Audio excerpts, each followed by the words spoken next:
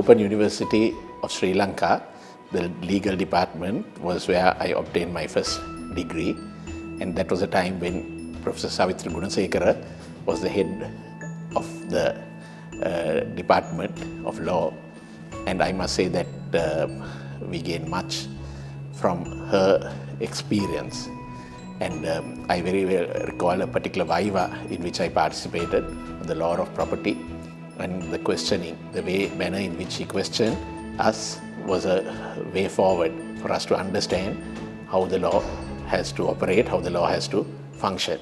I would like to say that I am deeply and sincerely grateful for the university for imparting me with rich wealth of knowledge, for I would not be what I am today if not for the education imparted by the university to me. I have started my career as a military officer, and after completion of 20 years, I became a lawyer and started my practice in 2017. From 2019 onwards, I became a lecturer of the Kothawala Defence University. The knowledge and the skills that I have gained from LLB degree program of Open University has been beneficial for me to enhance my knowledge and making public statements all the time.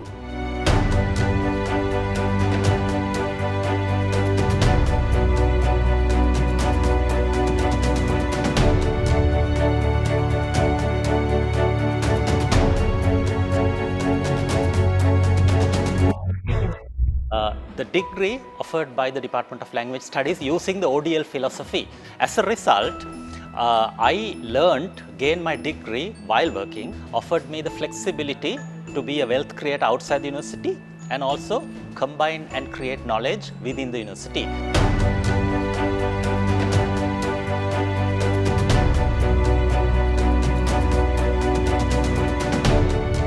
I have been in the teaching profession for the past 12 years. After the completion of the first year of this career, I thought of gaining a professional qualification which goes hand in hand with what I teach here in the school. I decided to join OUSL in response to my passion to update myself as I crave to acquire new skills and discover new teaching methodologies in both language and literature teaching.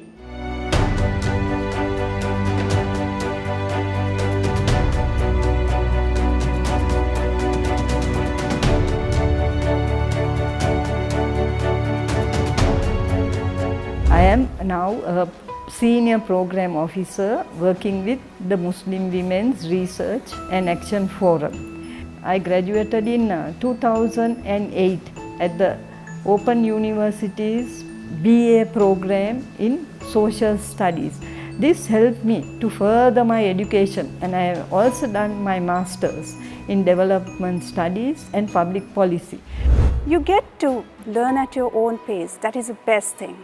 Further, there are multiple entry and exit points with certificate level programs to graduate level programs up to postgraduate level programs. The department itself is a learning experience. It is where you can learn freely. My field is development sector, working in INGOs for last 20 years, and following these two courses at OSL helped me a lot in terms of deepening my knowledge and improving my analytical skills.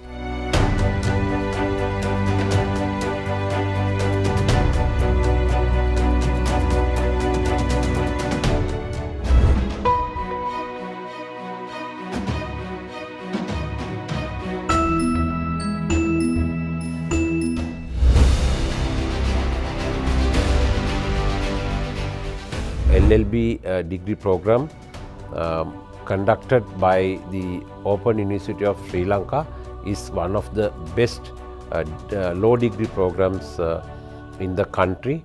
I've written 2 novels and 2 collections of short stories. The novel, Playing Pillow Politics at MGK in 2012 won Sri Lanka's prestigious literary prize, the Gratian Award, all because of the knowledge and the experience I gained at the Open University of Sri Lanka. Anybody interested in this course will definitely benefit in life, in society, personally, and give your best social human beings working together in Sri Lanka. It is a golden opportunity, I believe, to broaden your horizons. And I consider BA in Social Sciences as a launching pad for dynamic and enterprising youth, and also those career professionals who want to advance in their relevant fields. The Open University offers a very unique way for a student to study. Because it is distance learning, it gives you an opportunity of studying while getting along with your other aspects of life. For myself, I first entered law college, and I would say that the experience which I had enriched my legal career. Invest and empower yourself at OUSL for a brighter future.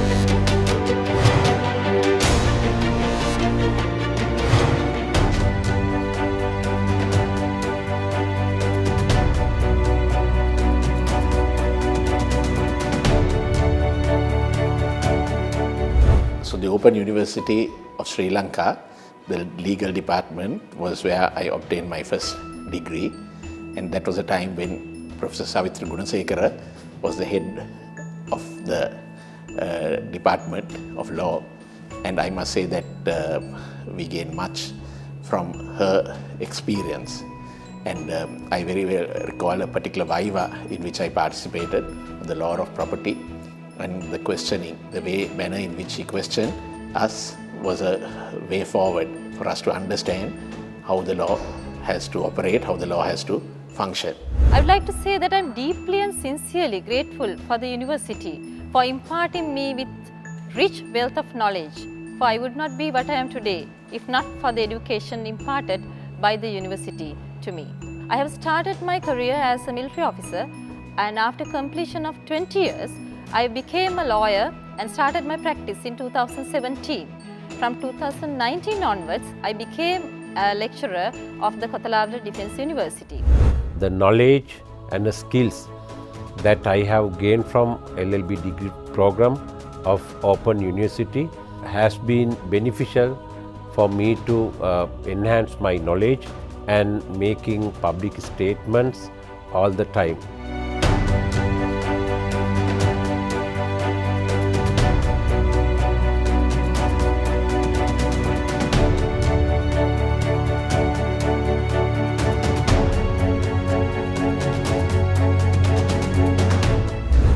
The degree offered by the Department of Language Studies using the ODL philosophy.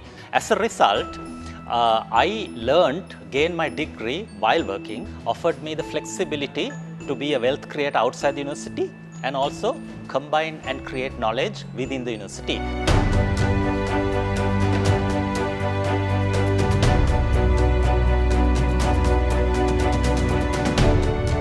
I have been in the teaching profession for the past 12 years. After the completion of the first year of this career, I thought of gaining a professional qualification which goes hand in hand with what I teach here in the school. I decided to join OUSL in response to my passion to update myself as I crave to acquire new skills and discover new teaching methodologies in both language and literature teaching.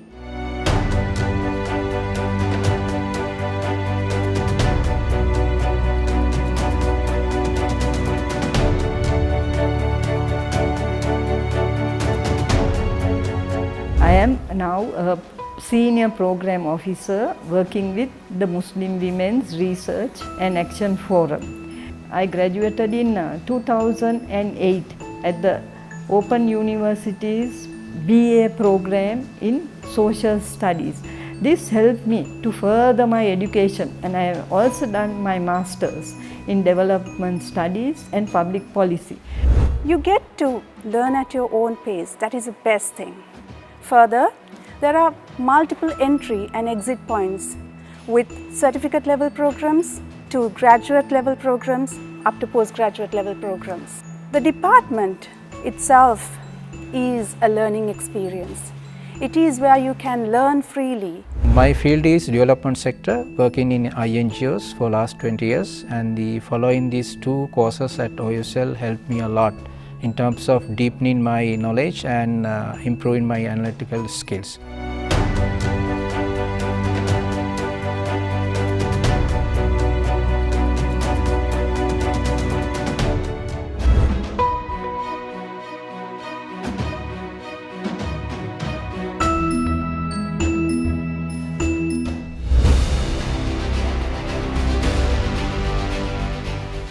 LLB degree program conducted by the Open University of Sri Lanka is one of the best law degree programs in the country. I've written 2 novels and 2 collections of short stories.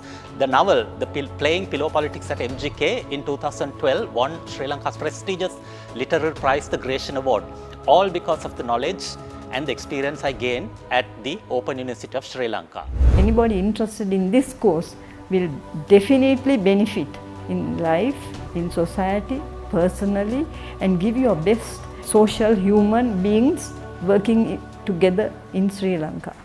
It is a golden opportunity, I believe, to broaden your horizons.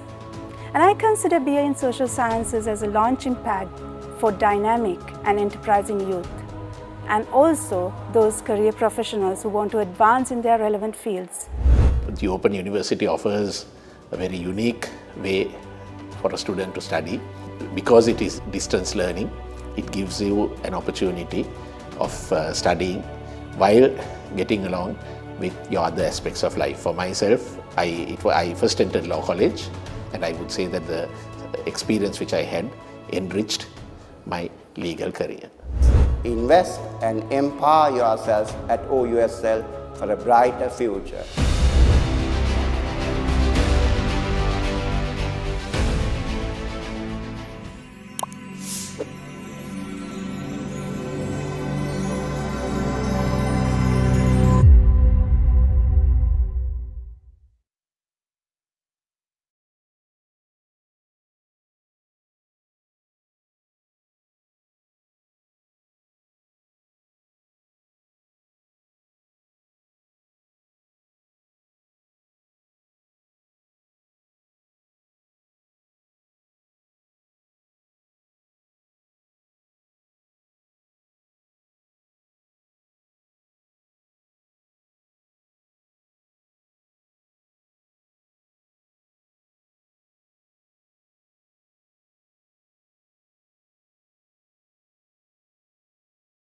Is this session over or what is happening? Sorry.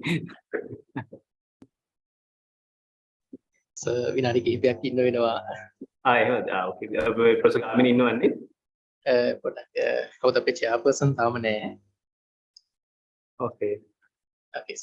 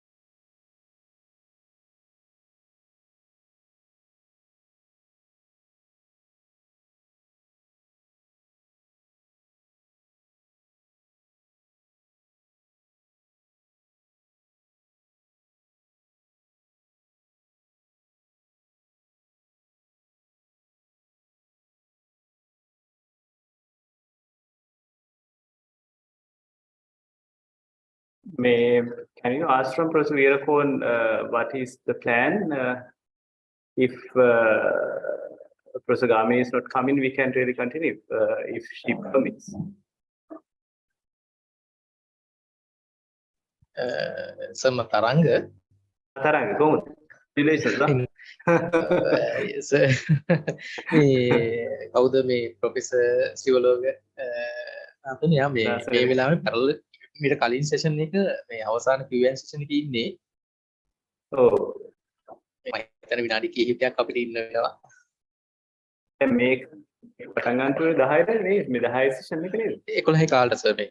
11යි කාලේ. විනාඩි 15ක් පරක් වෙයි.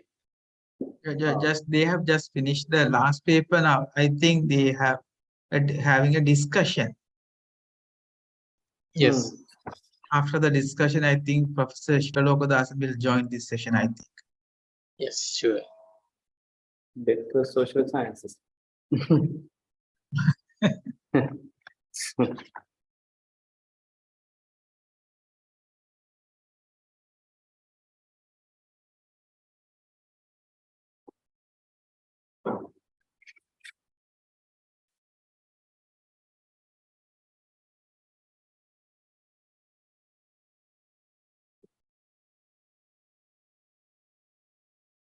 Dr. Padmanabhan, so we had two parallel sessions. One was to be shared by Professor Sivalokadas, and other one is by Professor Gamini.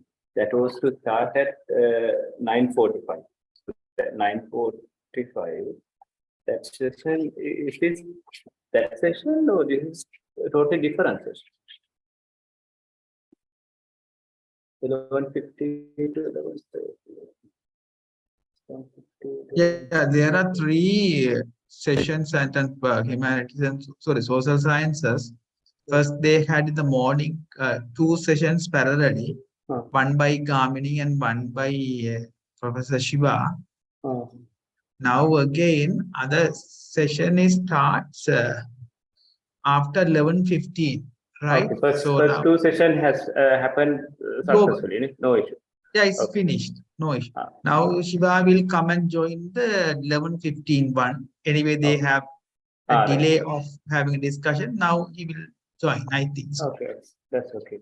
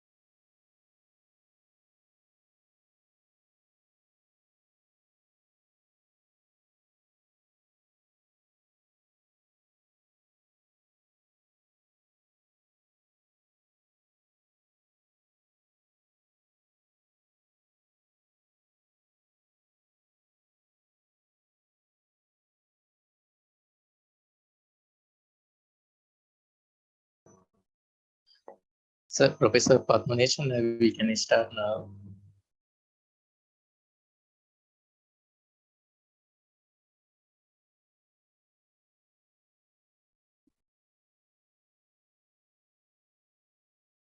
Professor Shiva, I joined, assuming Gavini's session would continue. However, the same link is given for the second session as well. Yeah. Okay. Anyway, I'm yeah. Shall we start? Yeah. Who's the co-host and then? Dr. Padmanation is the co-host, and Ms. Saranga is there to give you technical support. So, Padmanation, shall we start? Yes, you can start.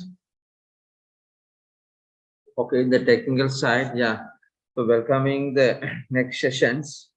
And the session on here again the humanity and the social sciences, and here we with Dr. Padmanation and Professor Anton Priyaratne, the Dean, Faculty of Humanity and Social Sciences. So we have 5 papers, even though different disciplines, and so we will like to start up to Dr. Padmanation, yes. Yes.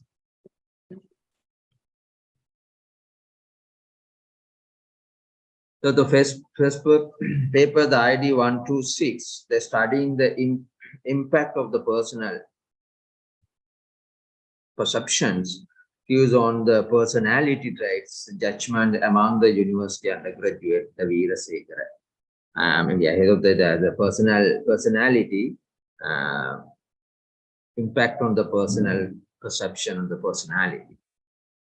We'll see. Yeah, I think it's very nice study in the personality.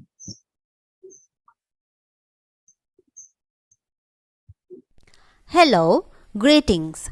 I'm Nadisha Veerasekara. My research topic is studying the impact of person perception cues on personality traits judgments among university undergraduates. Paper ID 126. When you meet someone for the first time, that person can evaluate you through just a quick glance. In the short time, the other person forms an opinion about you based on your appearance, your body language, your demeanor, your mannerisms, and how you are dressed. These first impressions can be nearly impossible to reverse or undo, and they often set the tone for the relationship that follows. Here, the dressing style of a person plays a paramount role to make a good first impression on another's mind. Therefore, this research was done to find out how one's dressing style impacts to make judgments about his or her personality traits. Circular issued by the Ministry of Public Administration and Disaster Management provides a strong justification for this research. The circular defines certain dress codes for male and female officers, emphasizing the importance of dress style in different contexts. And understanding how clothes impact self-presentation and further research on this topic is rare in Sri Lanka.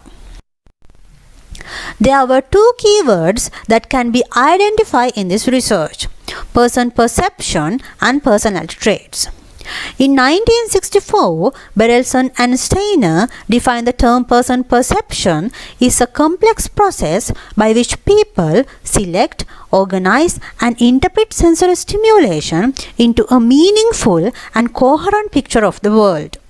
In 2013, the Encyclopedia of Cross-Cultural Psychology defined the term personality traits as a habitual patterns of behavior, thought, and emotion that are manifest in a wide range of situations. These are some of the important studies I have reviewed. In 1983, Harris et al. Had done a study using 5 styles of clothing that worn by the same woman and had rated by male and female subjects. Results indicated participants had perceived target woman as most happy, successful, feminine, interesting, attractive, intelligent, and desirable as a friend when she wore formal suit than when she in blue jeans and a t-shirt. and also the formal pants outfit had ranked second highest. In 1980, Rollman had done research using 50 students showing 3 photographs of the same male teacher and the same female teacher in casual, moderately formal and formal dress. Results shown that when the female teacher dressed formally, she was seen as more organized, knowledgeable, better prepared and enthusiastic. And males rated moderately formal attire as the most stimulating mode of dress. In 1992, Satrapa et al. Had done research to verify the influence of style of dress on formation of first impressions using 3 photographs of male students in socially formal, social informal and sportively fashion conditions. Results had indicated that when an individual wore informal dress, participants had rated they are less extroverted, sympathetic, charming and attractive than the other models. Based on previous studies, 2 hypotheses were formulated. The first hypothesis is the person perception cues seen in clothes impacts judgment of personality traits. And the second hypothesis is there is a difference between male and female when judging personality traits based on clothing. This is methodology that I followed. Quantitative method used as the research design and 100 undergraduates in University of Peradeniya used as the sample of this research, and the sample selected through quota sampling method. The questionnaire and photographs were used as research instruments and data was analyzed using ANOVA's and chi-square test through SPSS statistical software version 20. These are the 10 sample photographs that I used for this research, and those photographs consisted 2 dress conditions, traditional condition and modern condition. Under these 2 dress conditions, there were 5 types of dress styles: lungi and top, pleated frock, long skirt and blouse, trouser and t-shirt, short skirt and top. One female target person was used in all photographs in same posture and no facial expressions, because participants should focus on clothing style only. The main hypothesis of this research is the person perception cues seen in clothes impacts judgment of personality traits. 15 personality traits were evaluated, and out of them 8 personality traits such as trait conceited, erotic, friendly, innocent, kind, polite, sensitive and simple had showed significant difference between 2 dress conditions. That means when the person is dressed in modern dress condition, she was perceived as conceited and erotic. Whereas when the person is dressed in traditional dress condition, she was perceived as friendly, innocent, kind, polite, sensitive and simple. You can clearly understand those results through these graphs. Here, participants' ratings on trait conceited had distributed around moderate, fairly low and low dimensions in traditional condition. But the ratings of trait conceited in modern condition had distributed around high, fairly high and moderate dimensions. In the trait erotic, participants' ratings had distributed around moderate, fairly low and low dimensions in traditional condition. Whereas the ratings of trait erotic in modern condition had distributed around fairly high, moderate and fairly low dimension. But the ratings of trait friendly and innocent had differed from the ratings of trait conceited and erotic. The participants' ratings on trait friendly had distributed around high, fairly high and moderate dimensions in traditional condition. But the ratings of trait friendly in modern condition had distributed around moderate, fairly low and low dimensions. The ratings of trait innocent also had distributed around the high, fairly high and moderate dimensions in traditional condition. whereas the ratings of trait innocent in modern condition had distributed around moderate, fairly low and low dimensions. But the other 7 personality traits attractive, competent, independent, intelligent, pleasant, sociable and strong, did not show significant difference between two dress conditions. It may be due to reasons such as societal attitudes and cultural influences. The second hypothesis of this research is there is a difference between male and female when judging personality traits based on clothing. The difference between these variables was not significant. Therefore, the null hypothesis was accepted. That means both males and females had perceived personality traits dimensions in the same way. With those results, this study concludes that people used minimal information, especially the clothing style of a person, to judge personality traits such as friendly, simple, polite, kind, sensitive, innocent, conceited and erotic. Overall, in the Sri Lankan context, participants were more likely to combine traditional dress codes with more socially acceptable personality traits regardless gender. Those are my references. And thank you for your patient listening. Thank you, Perceptions, and thank you, Devira Sekara. Thank you, interesting presentation and targeting the undergraduate university students, and yeah, very interesting. Perception is a long, person to person, and that is because the person to person, even though within the person, is different. Yeah, but your target might have small questions. Your sample is 100. Why do you select 100? And the sample also, and the group is undergraduate group. So the targeted groups only, and whether this, because if you're selecting the other different groups, maybe the same result you'll get it, or maybe because the age group is same, you selected 100, the age group same. In a perception, maybe as you mentioned earlier in your presentation, yes, in an education background or cultural background and everything, what they are learning from childhood, it will affect the perception. So why you select only this undergraduate to measure this perception, the personality. Okay, thank you. Yes. Yeah, this is the research that I done when I was undergraduate student. This is the final thesis of my degree. So I think publishing the part of my research in IAVERS is maybe the great qualification for me. Yeah, that's why I expected. Yeah, congratulations, your nice research.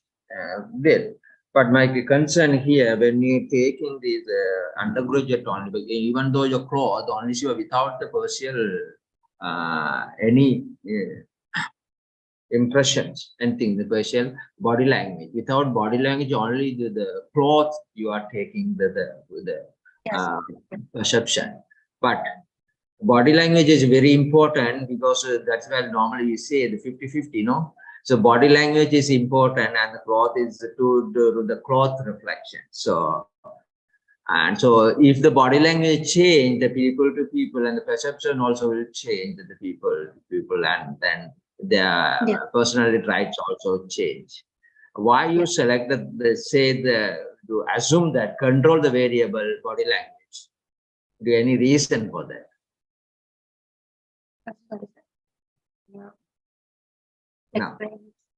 Expression, body expression. Yeah, you say without any body expression, only the cloth you have. So, anybody, please? Open to our. Professor, this is Nipuni. Can I ask a question? Yeah. Welcome. Welcome. Yeah, just to say that I noticed that your literature review was a little dated, like it was based on the 80s and the 90s. And I was wondering now, of course, we know in the modern day context that clothes are Yeah, Yes. clothes and Really perception. politicized Yeah. and what to wear, and people There are fighting for the right to wear exactly what they want to. So I was just wondering whether you want to sort of think about the modern research trends and then to sort of acknowledge. Sorry, can I be heard? Yes, ma'am. Yeah, to acknowledge the fact that everybody has a right to wear what they want to, and I mean, not that you sort of deserve the fact, but just to be aware of these other trends as well. Thank you. Yeah, anybody? Okay, thank you, and congratulating and Nadisha Veerasekara. Yeah, nice studies, and also wish all the best. Expanding your study perception personalities is very important in our social context, and so judging others, All the best. Sorry, question time is over. I got a call from Nirma. Okay, open Anted, because we have another paper there. That's what I mean. Okay, anyway, Professor Anted, yes. Okay, no, just a comment, Nadisha. Interesting. You have interviewed the university students, and now we have broader discussion coming up with the initiation of the monks. About teachers' dress code, and I just like to get a kind of very brief comment from you. Whether university students are very much concerned on the traditional dress code. Apparently, what I got, the feeling that I got was they are okay with the change in dress code. Just a brief answer is enough. Thank you. Yes, sir. I found that the traditional dress code is more likely to is very acceptable clothing style. So I think it may be the cultural influence in the university culture, because I'm a university Peradenian student, so I think the subculture of the university may be affected to that kind of results, because the first year of the students, you are ragging students, more like they have to dress in like pleated skirt and blouse. So that's why I think they may be. So the ragging influence, ragging culture influence. Yeah, sometimes, because I selected most of the students in first year students. So I think it will be, yeah. Okay, thank you, Rosua. Thank you, Nadisha. Thank you. Thank you, Nadisha. All the best. And then we move to the second paper, 129, and the factor influencing the labor turnover in the tea plantation sector in the Badulla region in Sri Lanka. A study on Planty Estate, Badulla. Planty Estate, Badulla. Over to then there are two authors, Kalhetiyawa and Ranawak. And this is in Sri Lanka, maybe this another issues in the labor turnover in plantation sector. Yeah, over to. Good morning. I'm Hiranti Kalahitiava, and SP Ranavaka is the co-author of this research, and our research topic is the factors influencing labor turnover in the tea plantation sector in Badulla region in Sri Lanka, a case study on Cullen Estate, Badulla. As you all know, plantation sector plays an important role in the Sri Lankan economy in terms of revenue generation and employment opportunities. The tea plantation industry in Sri Lanka is a highly labor-intensive field from plucking tea leaves to manufacturing process.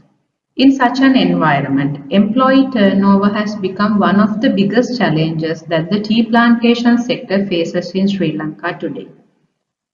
According to the statistical information, the number of registered labourers in the large-scale tea estates were 497,995 in 1988, and it had declined to 105,304 in 1990. And as of 2011, it has further declined to 207,235, which is a 58% decline in the last 2 decades. Also, as per the 2018 Statistical Handbook, it has declined to 161,557 in 2016 and further declined to 139,522, which is equivalent to 32% in 2018 compared to the statistics of 2011. This implies that workers have moved away from the estates. This decrease in labor is likely to have affected the planned estate activities. While labor turnover is a great threat to the tea plantation sector for a country like Sri Lanka, unlike other tea producing countries, there are limitations for adoption of mechanical devices in tea plantations in Sri Lanka, such as undulating terrains, topography, low bush density, and especially the tea fields in Sri Lanka are designed for manual plucking as they are being planted over 150 years ago. Research problem statement. Many studies have been done in academia to find the factors that affect labor turnover in different industries, including the tea plantation sector. But these studies have focused more on economic factors, which lead the labor turnover in the tea industry. They have neglected the importance of social, psychological, and political factors which affect outgoing labor in the industry. Therefore, this study is specially designed to prove that not only economic factors but also social, psychological, and political factors that affect labor turnover at the tea plantation sector. Research methodology. The study used both primary data collection tools and secondary data collection tools. Primary data collected through a structured questionnaire by using 50 respondents through a random sample. The structure of the questionnaire is specially designed on a Likert scale, where the respondents can easily select their agreement or disagreement. Further, the generated data were supported by 6 key informants. The area of the research was Cullen Estate located in Badulla town area. Now I will move to the results and findings. Social factors. It was evident that 88% of the respondents agreed that there is a perception in society that estate workers are uneducated. Respondents revealed that it is mainly because of the perception that the society holds towards them as an uneducated and illiterate group of people, and that made them to find new employment opportunities in the city. Further, 56% of the respondents strongly agreed that the worker exploitation on the estate were very high, and that also affected workers to leaving the estate work. Lack of recognition of the estate workers in the society also makes workers to move out from the estate work. More than 80% of the respondents agreed that they are not recognized by the society at many levels. In addition, 82% of the respondents strongly agreed that the lack of adequate workforce makes workers move out of the estates. As this makes others a huge burden on the workers left on the estate, respondents strongly agree that this factor is a major contributing factor to the labor turnover. This factor was further proven by the key informants, as the estate does not recruit new workers as the overhead cost increases, and the management does not encourage new recruitments. Therefore, there is no doubt that the remaining workers must double the harvesting to reach the expected daily budgets. Economic factors. In this study, 88% of the respondents strongly agreed workers move out of the estate work is due to low wages. 76% of the respondents agreed that the daily pay model makes workers leave the estate work as well. No financial benefits and bonuses awarded is another factor where 44% of the respondents strongly agreed and 52 agreed as a factor affecting the labor turnover and grabbed work outside the estate. As per the data taken from the questionnaire, 40% of the respondents agreed to the fact that employees tend to turn out of the estate due to the family issues. Further, 80% of the respondents agreed that they have better jobs with good remuneration packages outside the estate. Among psychological factors, 82% of the respondents agreed that there is no motivation in this job. Further, 76% of the respondents strongly agreed that there is no job satisfaction from this job, and that also results in outgoing labor in the plantation sector. 64% of the respondents strongly agreed that, and 30% of the respondents agreed with the fact that estate workers are discriminated by the society. Therefore, respondents revealed that people tend to seek better life outside the estates. Another factor which contributes towards labor turnover is the unfavorable working conditions on the estates.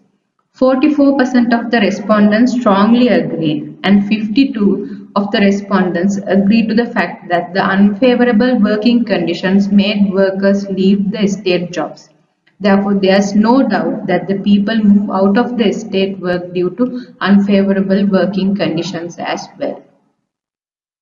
Political factors. 76% of the respondents strongly agreed that the formation of worker unions was a burning issue which caused people to leave the estate job. They say that the unions unnecessarily pressure the estate workers to go against the management without even asking for the opinion of the estate workers. 80% of the respondents strongly agreed that the unreasonable strikes organized by different political parties is another factor which lead people to leave the estate work. They emphasize that they are getting a daily wage. Due to unreasonable strikes, people even lose daily wage sometimes for months. The respondents revealed that their families have to suffer immensely on such occasions. 92% of the respondents agreed with the fact that their real issues have not been addressed by the political leaders. So these are the retention strategies that we have understood by talking to the key informants of the study. Encourage plantation companies to assign a proper designation for the estate workers and also provide proper training and development opportunities, and also provide scholarship for the children of the estate workers, and provide opportunities to access education leading children of the estate workers to later join plantation companies. Preparing a monthly pay scheme instead of a daily payment scheme for the estate workers. Introducing suitable promotion scheme or career path for the estate workers. So in conclusion, social, psychological and political factors carry equal contribution towards labor turnover in the tea plantation sector in Vadula region, along with the pressing economic factors. Therefore, companies should focus more on retention strategies of the employees along with the economic factors, paying attention to social, psychological and political factors. Failure which will result in increasing export shortage of products, adversely affecting the export agriculture in the country. Thank you. Thank you very much. Thank you very much, and both of you. And yeah, is very interesting and also challenge and facing the country and the labor turnover in the plantation sector, especially tea plantation sector. And yeah, as you highlightly and social and economically and political and psychological and the factors influence the more or less more important things in economic and welfare in their state companies, how their companies are, even though companies cultures already changed in the world, but whereas it's still 200 culture, 200 years culture in the estate in commonly if we say that. Thank you very much highlighting these factors, labor turnover. It is open to our audience, and then yeah, the Professor Anton, yes. Yeah, thank you, Prashiva. And Hiranti, I was thinking, from Odwa Holuk, Asoka Bandarage to you, the range of researchers have done a lot of studies on this area. And I was trying to give 3 comments for your presentation, including my book. So we have studied for a long period, and one thing you could do is you could really analytically see historically how how new or how important your findings are. Actually, only one aspect is new to me. In fact, I have done several consultancies to PhD as well. This trade union issue is very much important, and as students in sociology and anthropology, we should be able to theoretically analyze it. So it's a class conflict. It's a conflict among emerging elites in the plantation sector. So that is one dimension you could have highlighted, other than all the other aspects already discussed by several researchers, and this seems to be a new area for me. So Hiranti, perhaps you have to really theoretically analyze it. The second point, with the permission of Siva, I would like to highlight. Recently, I was thinking now, Sinhalese elites, Tamil elites, and Muslim elites, they are fed up with the existing political culture, political elites of the country. They are leaving.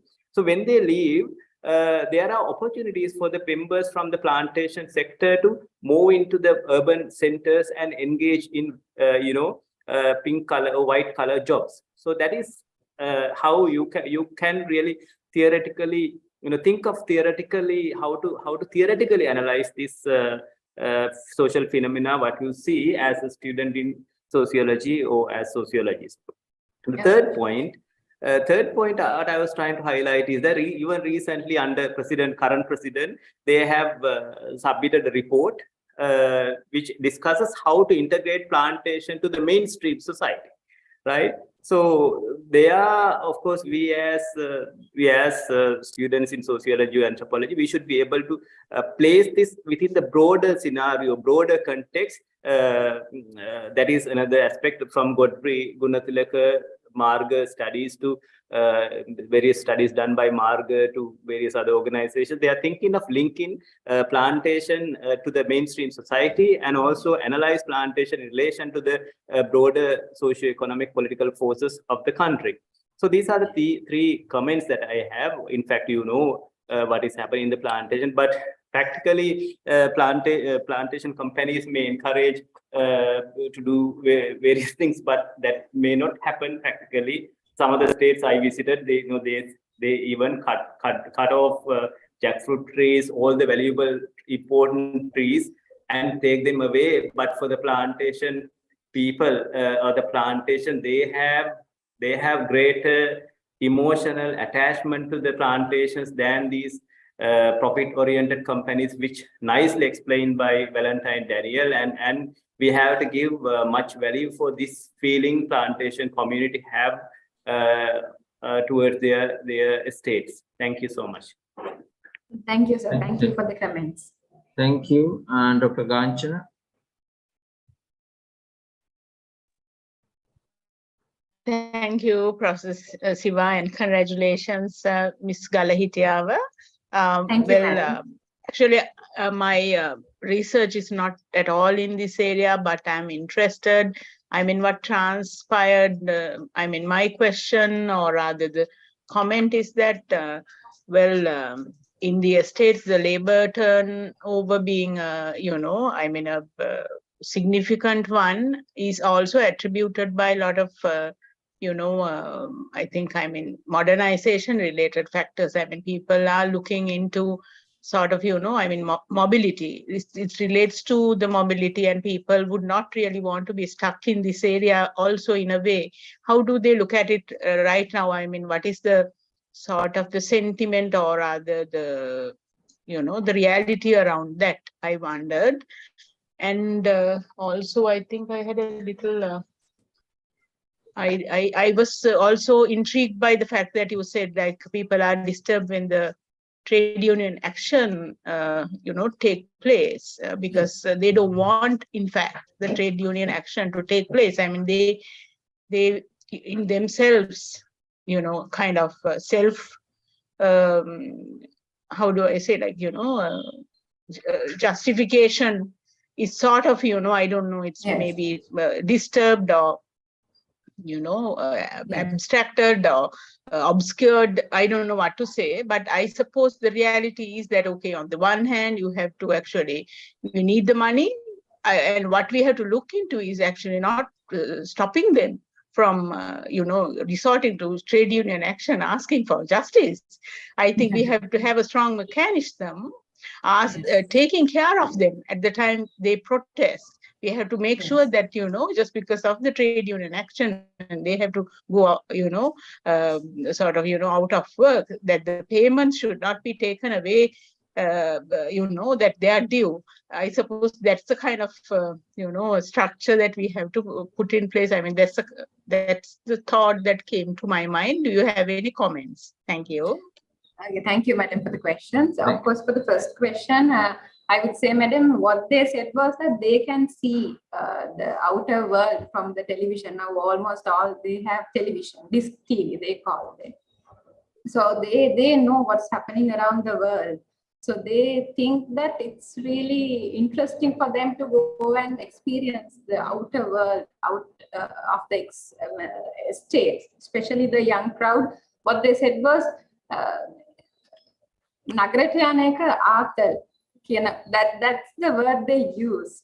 So they were like, that really want to go to the city and just do a job and just earn a better package and not really to stagnate on the estate. That's what I realized, because daily I'm experiencing this because I'm living on an estate. So some good workers, they are not coming to work because their children say that don't go to work on the estate because I'm earning, so don't go anymore, like that.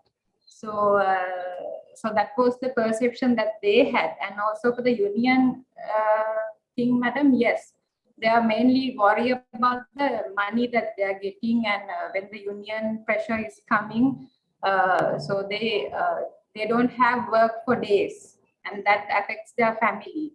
So that's what they said then. And also what they said was, the unions, they don't address their proper needs, and in vain they have to wait without work on the estate, and that affected them. That's what they said. That's what the study revealed, madam. Hope you got the answer. Yeah, okay, yes, of course. Thank you. Thank you, Kiranti, and thank you. And as Professor Anton and Dr. Kanjana asked the same questions, and then in a point of, we are looking continually, we are looking sometimes the company perspective also, the labor turnover and things, but another side also, and then highlighting that. Yes. Because in the society, especially in the other one, society is struggling to even though live, so try to live also, no? Try to live and things. And so rather than, because they are the social and the country, the world is going very fast, the change, whereas still we are 200 behind. There's one of community we keep in that, and those some of another factors, which is political maybe, and economically, and everything, keeping the pressure in this society and keeping the, so that maybe that giving the new technology and education, this young generation come out to go where they are trying to find out the new way. Maybe that, because, but in a country level, we have to look out in the sectors as well as the society. So, yeah, sectors has to develop, but the same as the society has to develop. No, the win-win situation. Society had to get a benefit and then develop. Then only then in country get the benefit for the economic level. So hugely highlighted 18 from 30 years, from 500,000 employees down to the 139 or 40,000 employees. So that's a huge effect for the labor and as well as the economic. Thank you very much. All year for continuing. Yeah. And so we're moving to the next paper, 143, the cultural logic of the Union underworld, a study on the data consumerism and the self-commodifications on the adolescents and YouTubers during the COVID-19 lockdown. I think the very interesting studies, and Samira Tilagavardhana, Center for the Education Technology, I think it's our Samira, Open University. Over to you.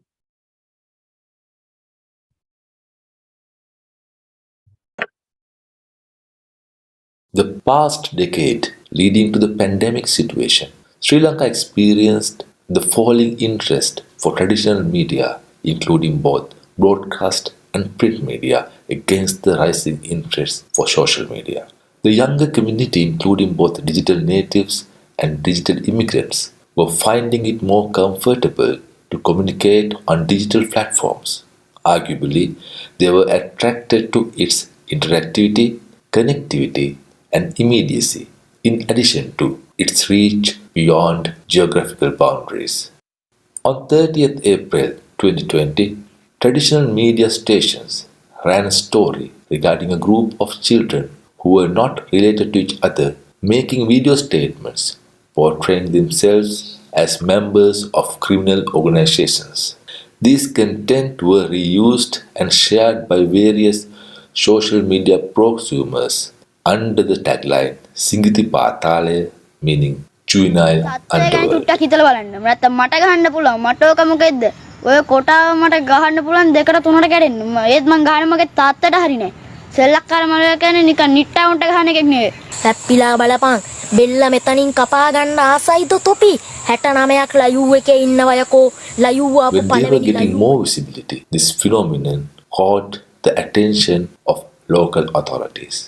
Consequently, with the intervention of the police, the production of these videos was stopped and the children involved were identified and legal procedures were implemented.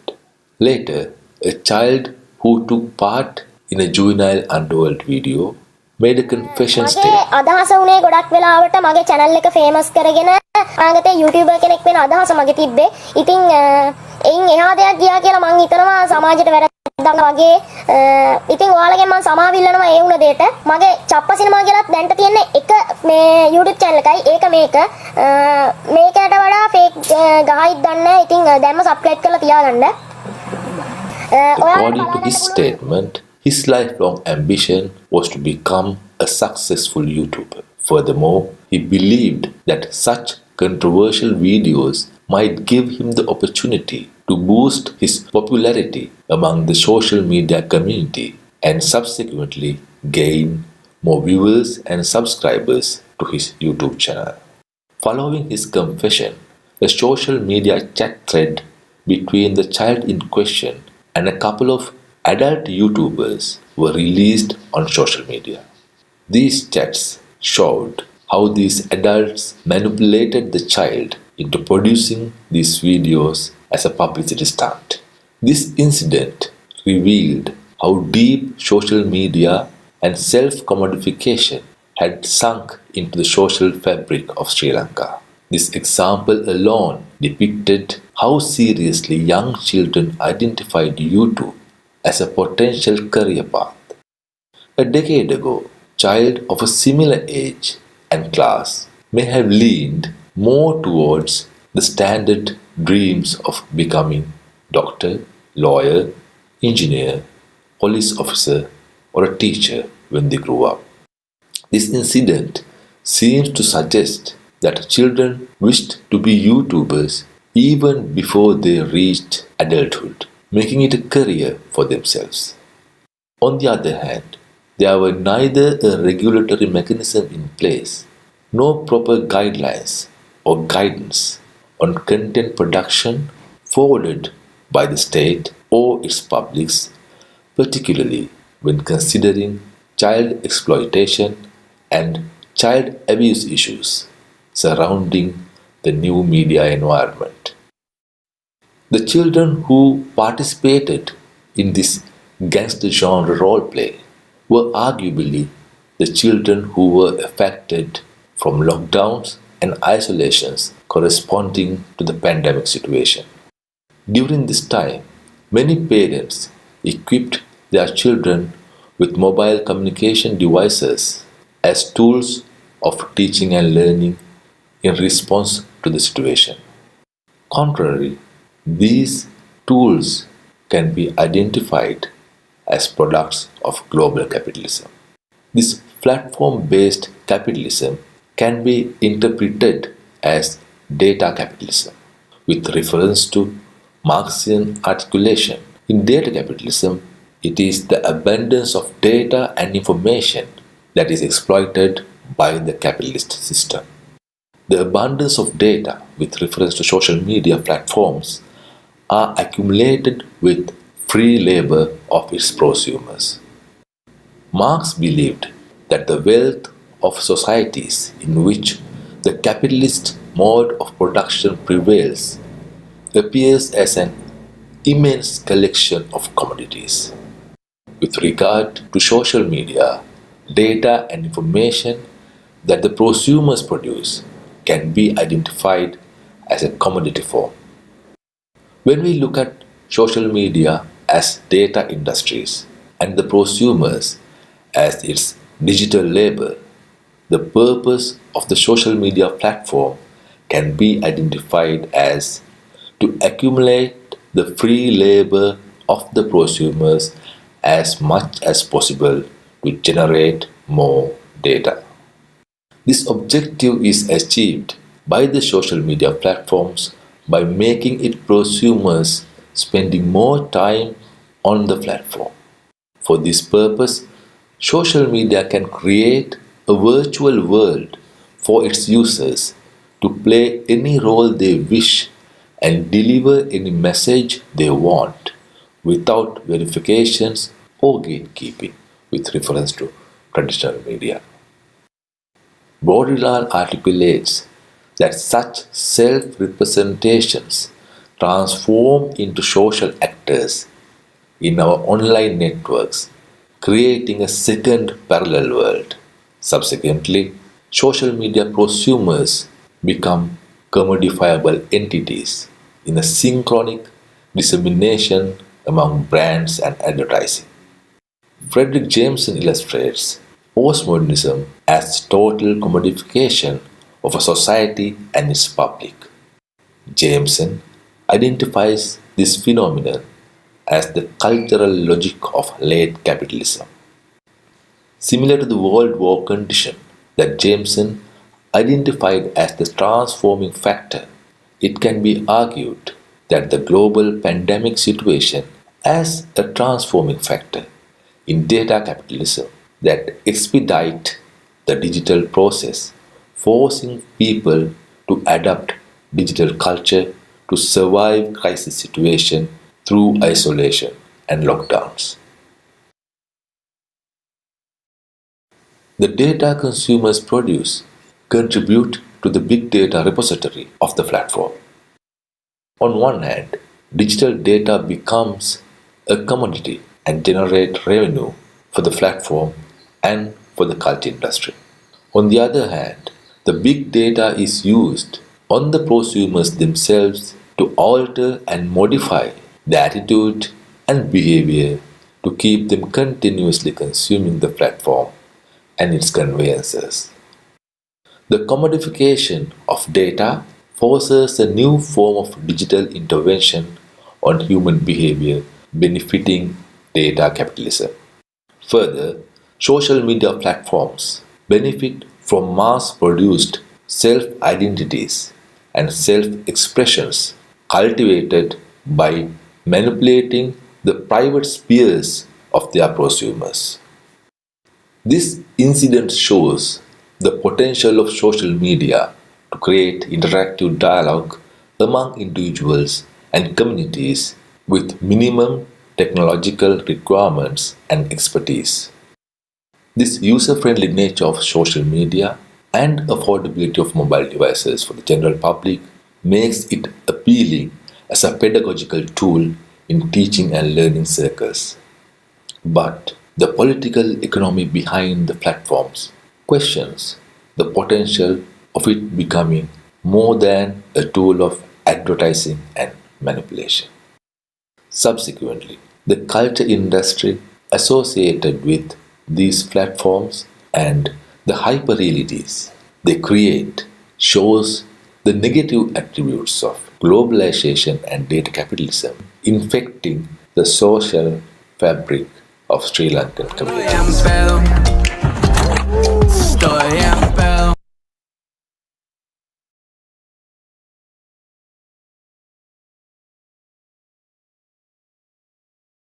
Amira, thank you and interesting phenomena and the social media and the data capturing and the big data world, how the affecting these all generations and then transmitting those all big data for their different scenario. So open to forum. Any questions related to this? Any discussion, please? Yes, Samira. Yes, interesting presentation, Samira. I would like to know the research methodology. Interpretation. How did you make the interpretation? Give me a little explanation about the research methodology. Then I can ask the following question. Thank you. Yeah, actually, it was a theoretical and textual study. So it's a theoretical analysis and a textual analysis. So it's like approaching, like you approach a poetry or you approach a literature. So similar way I approach the social media content. So I read the text and analyze the text through theories and theoretical analysis. Okay, interesting. Yeah, so you have towards the end of the presentation, you quoted various scholars, and I would like to know about your own interpretation on this. Anyway, theoretically, for me as a student in anthropology, these are struggles of the people of this country to adapt changing global, changing global trend for globalization, right? Ways of adjusting to the globalization process. That is one way I can understand this theoretically.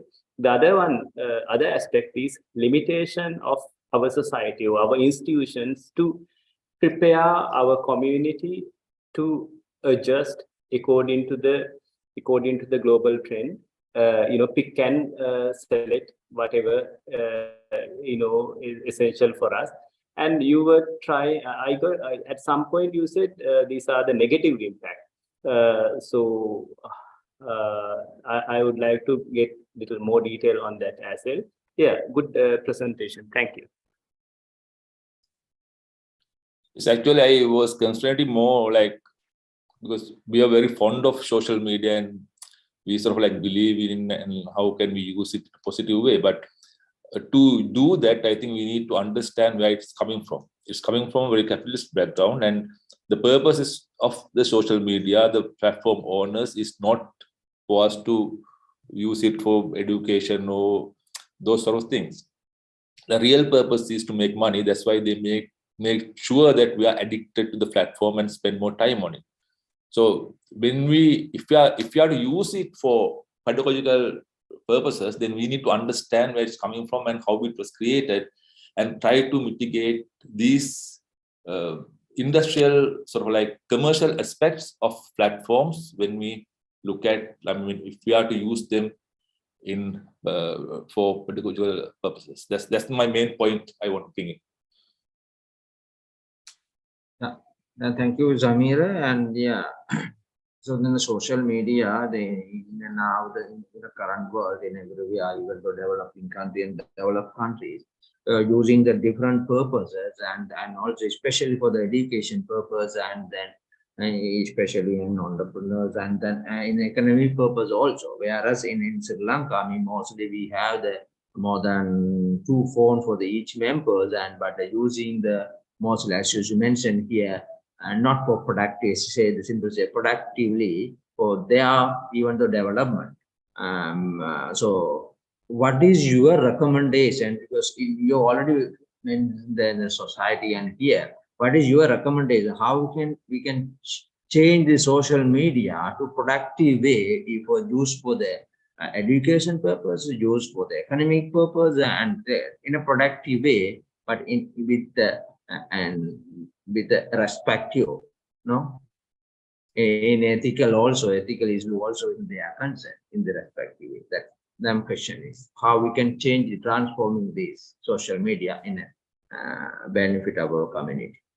I think there are two aspects. Like if we are thinking about changing social media, I think then we need to work out a public, like open source software, like public funded, public oriented social media platform, not the Facebook or Twitter or whatever this commercial. We have to deviate from that and work out a way with the open source producers to develop a public oriented, public funded sort of like social media platform for the issues. But I think that's a long shot. Yeah. The short answer would be, as in any case, as in any media, we need to increase the social media literacy. Make people understand about social media and increase the literacy, what it can cause and where it's coming from. So at least people who understand what social media is, they can sort of help others around them and sort of like develop a better work ethic condition. I think the short-term thing that we can do as universities, so as intellectuals, maybe to improve the social media literacy and along with media literacy in general for public, and that's very lacking in our society. Thank you, Samira. Thank you, and congratulate you for presenting the nice presentation and capturing the social media. Thank you very much, and all the best. Thank you very much. Yeah, we moving to the next paper and 145. I think our Mr. Lal Medawatgi, the foolishness of the Tom Beaters, focus of the Ceylonese summer caste and the misplaced colonial opinion. And it, Mr. Lal, it is all to you. Yeah, is it from the language department? Yeah. Good afternoon. I'm Lal, and this is the title of my presentation. This presentation, what I have done is I have taken 14 folk tales which Henry Parker, Sri Lanka's famous folktale collector, has collected from the drummer caste and analyzed them for a serious accusation that Parker himself directs at the drummer caste, saying that they are foolish. So Parker, in an anecdotal introduction to these 14 folk tales, says that the drummer caste, though people say that the drummer caste is foolish, that he has an example to support that notion. So, and he goes on to give an example where he convinces an unsuspecting drummer caste man that certain birds, they lay their eggs under the ground. So, what I wanted to do with this presentation, the folk tales of the drummer caste are actually as foolish as the people who narrate them, because for number one, Parker does not say what he meant by foolish. So I have taken a step forward and assume that foolish means, trivial or lacking forethought. If the drummer caste are actually trivial and lacking in forethought, their folk tales should reflect that, which is one of the folkloric premises that I'm using, taken from the folklorist Alan Dundes, where he says that folkloric speech acts are autobiographical ethnography, or in other words, they are a group of people's descriptions about themselves.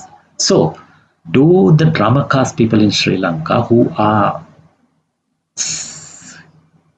foolish according to their folktale collector Parker, does that foolishness is reflected in their folktales? That's what I actually set out to find in this. Henry Parker is undoubtedly Sri Lanka's famous folktale collector. He published 266 folktales collected from south of Sri Lanka in 1910 in 3 volumes, and his collections put Sri Lanka in the folktale map, rather Ceylon in the folktale map, because the early 20th, late 19th and the early 20th century was the period when the colonizers began to publish folk narratives collected from their colonies, and Sri Lanka was rather late, but Parker's collection put Sri Lanka on the map. There are issues with Parker's methodology of collecting folk tales, the way he has classified the caste, and of course his understanding of the Sinhala idiom, but yet, as the folklorist Ratnapala says, Parker's collection is the only worthwhile collection of folk tales available to us in any language. Therefore, I do not intend to dwell into Ceylonese caste system at so deep, because my presentation is an analysis of a folkloric reading, rereading of a collection of folk tales. Of course, let me just present the caste system as sort of understood by the colonials. The colonials were confused by the caste system. That's the way I saw it, because Davy says caste was wretched and humiliating, whereas Skinner says some of the evils may be exaggerated, yet Skinner said that, it should not be there. Education and civilization, he could eradicate it one day. He didn't show the immediacy of Davy. Of course, Henry Parker himself, in his 31-page longer introduction to the entire folk tales, is seemingly on the side of the superior caste. Not seemingly, actually, is on the side of the superior caste. Say, for example, he says the drummer caste are drunkards, and the Rodi caste, he calls them thieves, and of course, Kinnara caste as ordinary looking. Parker is obviously, consciously or unconsciously, on the side of the what is called the superior castes.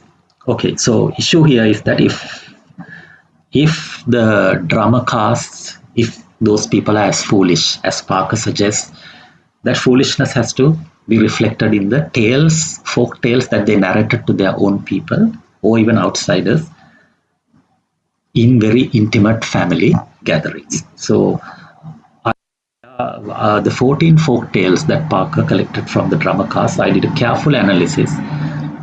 The 14 folk tales in volume 1, I did a careful analysis, and this is what I found. I categorized them into 3 sections. Number 1, in 7 folk tales, the drummer caste do produce imaginary characters who are foolish in the sense that they lack they lack common sense. However, that common sense is lacking outside their spheres of influence. For example, a drummer caste man hunting makes a fool of himself. A drummer caste man who goes into trade makes a fool of himself. On the one hand, they're suggesting that drummer caste man should stay within his own spheres. At the same time, by creating extremely impractical situations where humor is the product, the drummer caste seems to be reducing the tension of prejudices aimed at them. This is this is very parallel with one of my own studies, where I did a study of humorous tales about the nation state of Lanka, where the humor, though on a surface reading it looks as if those tales are laughing at the Lankan state, they're actually not. They're actually neutralizing the intense criticism aimed at the nation using humor. So there's a sophisticated event happening in the drama caste folk tales, where they are reducing the tension aimed at them using humor. There are 7 folk tales, long folk tales about where they involve the royalty, the rulers, and their administration, their personal affairs. And I couldn't help noticing that some of those tales carry ideas about royal measurements and certain math, and of course interpretation of dreams. If we take Parker's own description of how folk tales are narrated during events like a wedding, at houses, to intimate male gatherings, then obviously whoever the audience who heard these tales, obviously from the drama cast, they would require a certain amount of sophistication to understand, absorb, and be entertained by these 7 folk tales which talk about royalty and the rulers. That is the second section. And of course, there are 2 stories with maxims related to life.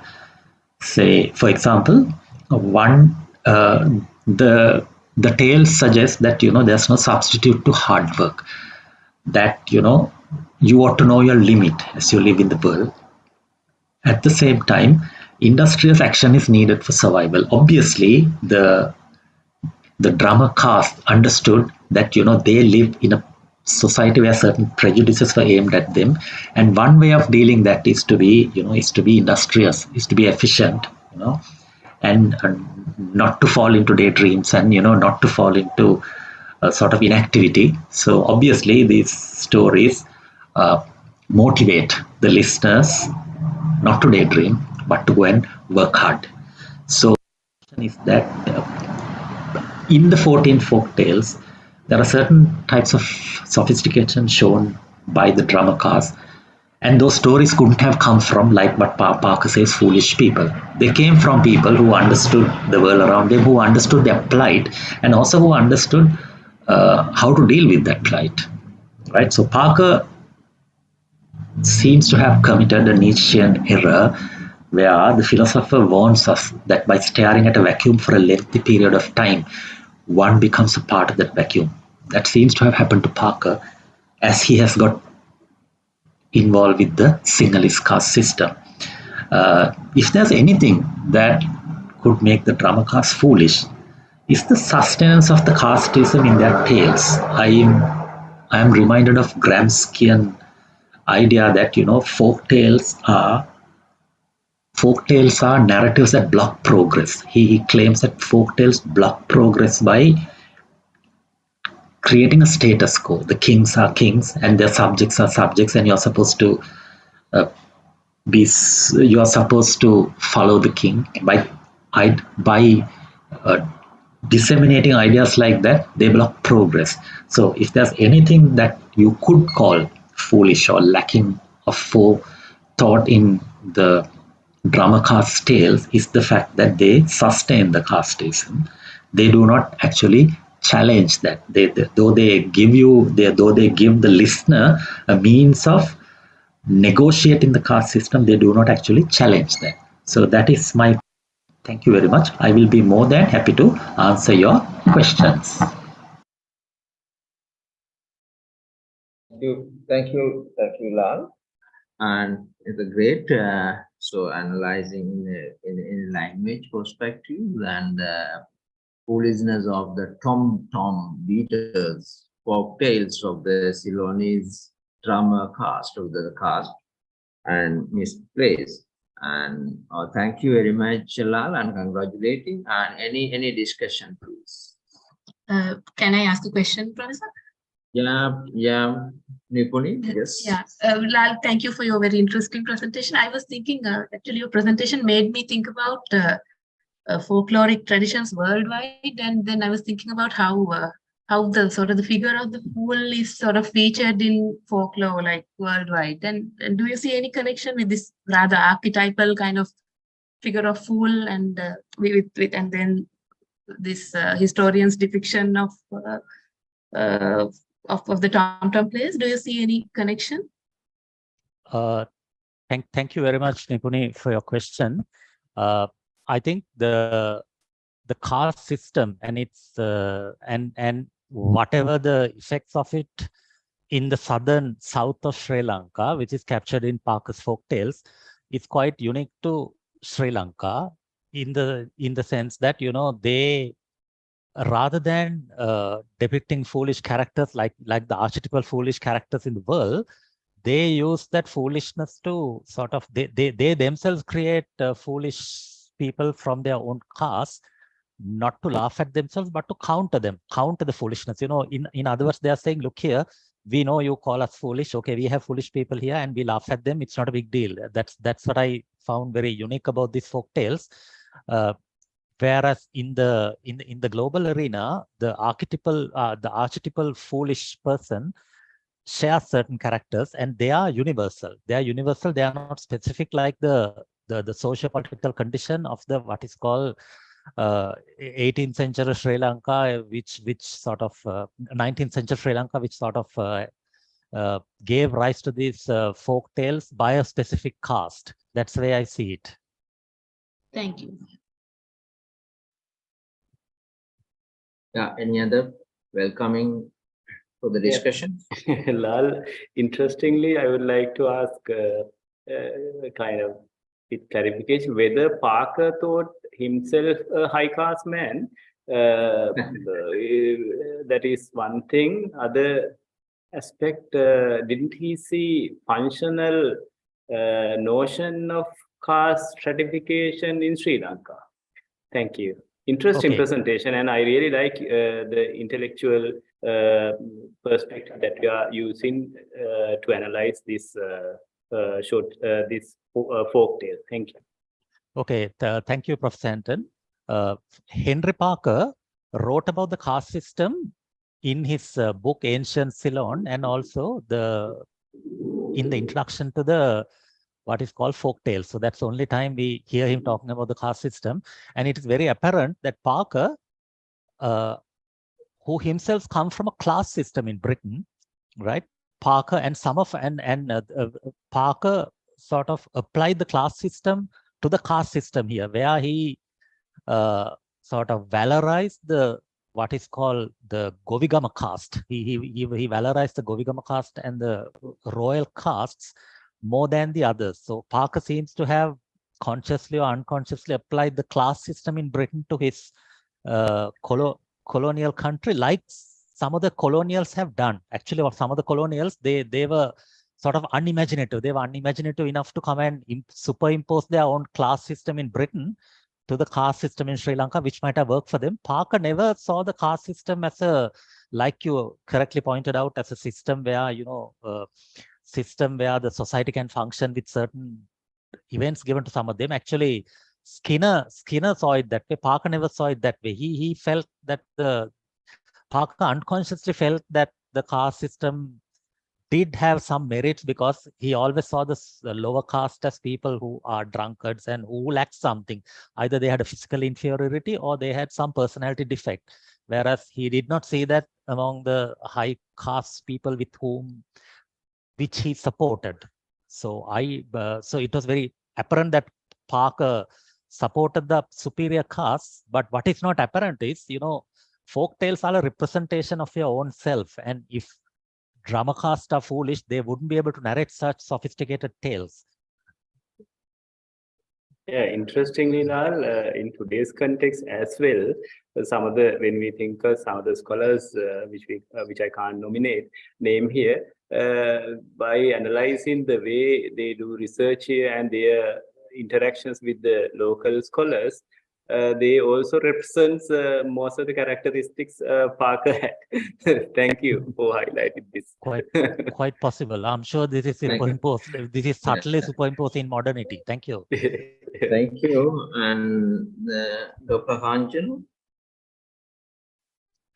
Yeah, thank you very much, Mr. Madhavathegedara, for that very interesting, actually, very, very, I would say, like, it's an eye opener for, us who would want to stop and, listen and understand things more deeply. And I just wanted to share a small, experience that I have with the drama cast. I come from Kandy, and my exchanges with the drama cast, I have been very closely associated with the cast. And, I'm just commenting on the fact that, how beautifully skilled these people are. And their skill of, that drumming, that has amazed me. And believe me, they have had a lot of privileges also attached to, so within their own caste, they may be having certain, hierarchical sort of, advantages. They have had certain privileges also. And what I'm amazed about, and also want to highlight here is the fact that actually how how sadly for Parker, I think, who he is a historian, to have missed out on the aspect as to how actually really very intelligent, these people are, especially considering their skills. So yeah, I just wanted to mention that. Thank you. Yeah, thank you, Dr. Bulumulla. I think one thing I need to tell is Parker is not a historian. He though he wrote about certain history, he's a very keen observer. I think he's an engineer actually. He's irrigation engineer. He was not trained in anthropology or folklore or history, but he was a keen observant. At the same time, I think one of the greatest, let me add to what you said about the drama cast, one of the greatest assets of the drama cast is they knew how to laugh at themselves. If you have the maturity to laugh at yourself, psychologically, that's a very powerful tool. Let me add that. Thank you. Thank you. Thank you very much, Lal, and thank you very much, everybody, and very interesting and then eye-opening. Thank you very much, and Lal, congratulations. We will move into the last papers, item number 147. That also in very interesting. The right and okay, it's an amazing the constructive of the female speaker in a single radio talk show. Dr. Vivi Mary, Vivi Madhavatagedra, and CM Madis. Welcome.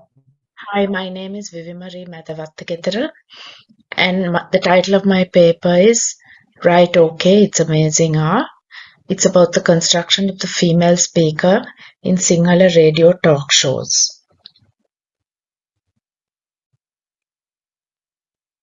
So to introduce my topic, the role played by the media industry in the advancement of gender equality is quite significant.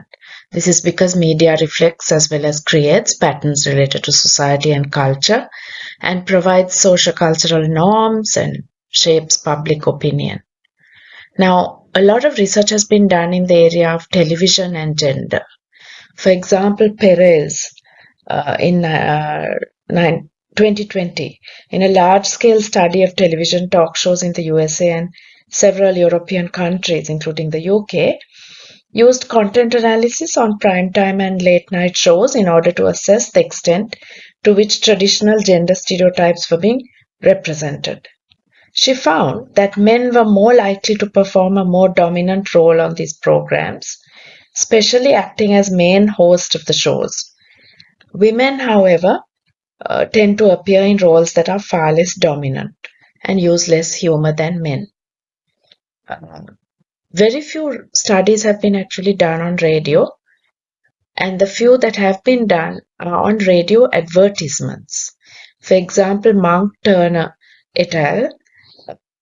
Found that in radio advertisements, 72% of the central characters were males, and they were portrayed as authorities on products, whereas the females were always portrayed as independent roles. Now, it's been almost a century since radio as a medium existed in Sri Lanka, but virtually no research has been conducted in relation to radio and gender representation in this context. Today, Sri Lanka has more than 50 radio stations. They operate in 3 languages, Sinhala, Tamil and English. And television became a popular media way back in 1979, but it has never quite replaced radio when it comes to communication and entertainment. Sri Lankan radio stations have actually innovatively caught the hearts of people, captured the hearts of people with creative programs, and they cater to the entertainment needs of the ordinary Sri Lankan. Programs allow listeners to be very interactive. They participate through calls and text messages and social media, and they are closely connected to the day-to-day lives of people. People can also listen to radio while they go about their day-to-day activities. For example, when they are traveling. And radio is also a medium that's very accessible to people across social classes and communities. So the objective of this paper, in the light of the dearth of research available, is to investigate gender and verbal interaction patterns in daytime radio talk shows by FM radio channels.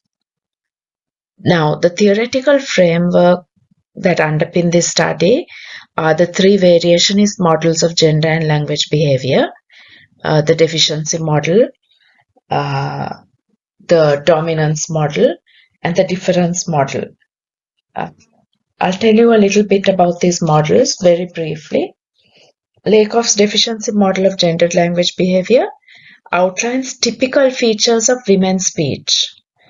And it points out that women's language is deficient in terms of semantic content.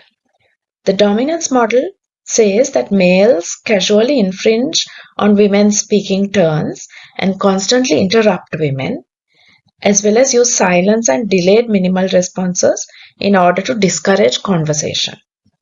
The difference theories have two opposing sets of verbal behavior that represent males and females.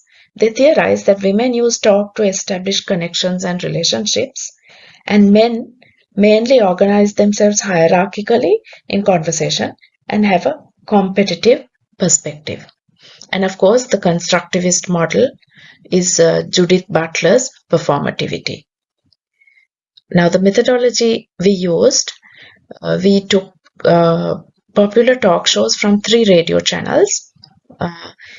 These were hosted by mixed sex presenters, which means either there was 1 male and 1 female, or 1 male and 2 female presenters. The morning drive and evening drives target people traveling to and from work in rush hour traffic.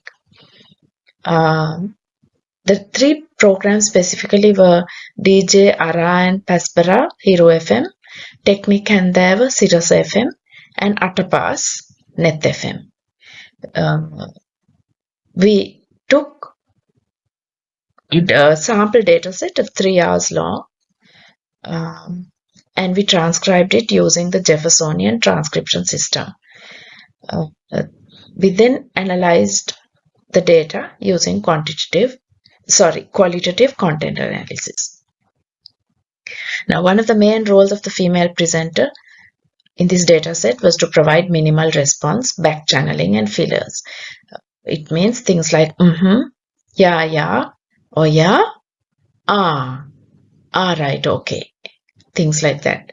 Male presenter announces important facts, explains complex situations, and recounts anecdotes and stories. The female presenter's role is to react to these using adjectives and lexical items not essential to the main narrative. So, wow, it's amazing. And the female presenter also uses exaggerated intensifiers with stress on the intensifiers. So, full real and patta and very and like patta technology, etc. Females also use more English in the interaction, affirming early social linguistic studies that posit women showing greater sensitivity to socially evaluative, prestigious linguistic forms and hypercorrect grammar. So that would be in Sri Lanka's current linguistic context, the use of English. So English forms were pronounced with dynamic intonation, high-pitched and with stress. Oh my God! 15! 15ක් නේද අර. Examples. English words were pronounced with an exaggerated and uncommon accent. So for example, okay was okay, and yes was yes. High-pitched dynamic intonation, that means rising intonation on declaratives, and up, which we call uptalk, and sharp inhales and exhales and emphatic stress was found throughout by the female presenters with Sinhala speech as well as English code switches. In addition, the female presenter provided laughter. So she would laugh in response to the funny comments of the male presenter. In the rare instances when she generated humor, laughter was provided through sound effects. Interestingly and very disturbingly, the female presenter was the object of laughter and insults. The male presenter points out her lack of intelligence, her ignorance, and her trivial childlike nature. She is portrayed as timid, easily frightened. So when a male presenter recounted a tale about a murder, the female presenter reacts with an upward pitched aspiration like, "Mava baya karanne epa. Don't frighten me." Female host is also repeatedly interrupted by the male co-host. And if you look at the radio names, they add to the diminutive and childlike representation of the female presenters and add to the authority of the male presenters. So, Sukiri, which literally means sugar candy, Pesbara, a flightless bird, and Jeenu, short for jeans, are the women's names. But Lokumalli and Teknikaya are names given to the male presenter. So in conclusion, the findings indicate multiple instances of female subordination through language, which is the only way speakers represent themselves on radio. The construction of the female presenters as deficit, lacking power, knowledge, and trivial, who are needed to support the conversation and cooperate with the radio program and the male speech, is literally a performance. So we need to inquire which interests are being served by these particular constructions. The performance of the submissive female, which reproduces female helplessness, is possibly the marketable version of femininity. Radio channels, private radio channels, assume that audiences would like to buy, given their aim of light entertainment. Such performances would promote and reinforce misogyny and reproduce gender discrimination in society at large. Thank you. Thank you. Very nice presentation, Vivi Mary and Mandy's. Thank you very much. Is open to our audience. Any discussion, please? May I, Professor Viva? Yes. Shiva? Yes, thank you. Thank you very much, Dr. Vivi Murray. That was excellent. And the way, I mean, how clearly you have articulated the way in which, the allocation or like the location of the feminine, gender in these media portrayals and in terms of being authoritative or portraying them as weak gender. And I just wanted to comment on the fact, I mean, thanking you for bringing this up and letting people sort of be aware of it. The attempt to create awareness. I also would like to very, I mean, I think it's important for me to note this because I often see in conversations at meetings how the females, when they try to comment at these all prestigious meetings, how the females, when they comment, we try to comment, when they try to take their turns, how they are being disturbed. And, you have to actually just sort of go silent and give the chance to the male counterpart who has, sort of, more loud with the noise have sort of, overruled your voice and gone ahead. And we always we women, I mean, I often see that we females, maybe it's our second nature now, I mean, having traveled this far in this, outfit. So what we do is, okay, yes, please go ahead.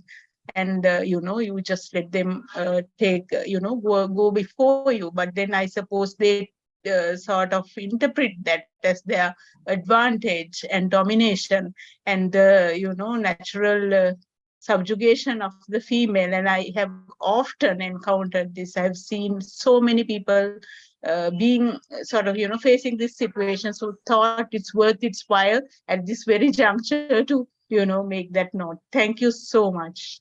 Thank you. Thank you, Dr. Kanchana, for the encouragement. Yeah, thank you, Dr. Kanchana. And any people, please. And this is the last paper, and very interesting. And then say that because in a different angle and the perspective, and Dr. See, we are just listening the radio, but they see the inside how they're looking in that, the male and the female and boys, and also not a word, but it's behind that how their perception and the behavior also. Thank you, Vivi, and the insight they bring from to the in this forum. Thank you very much. And then Anton, Professor Anton, please. Yeah, Vivi, very interesting presentation. I just like to share two comments. One is about, this some of these programs that you mentioned, I also listen while traveling, and I have seen sometimes these male announcer and female this character, they engage in small fights as well. So it's not there's space. I'm not sure how big that is. Even the female announcer to criticize male announcer as well. They engage in a discussion. That space is there, but I'm not sure whether that is adequate or not. That is one comment. The second point is, in the morning I have listened some of these programs. They engage in a chat every day, casual discussion, and through this casual discussion they promote various products. Right, you are sick and etc. Then this is the best time for you to try this insurance. They also highlight negative characteristics of these products as well.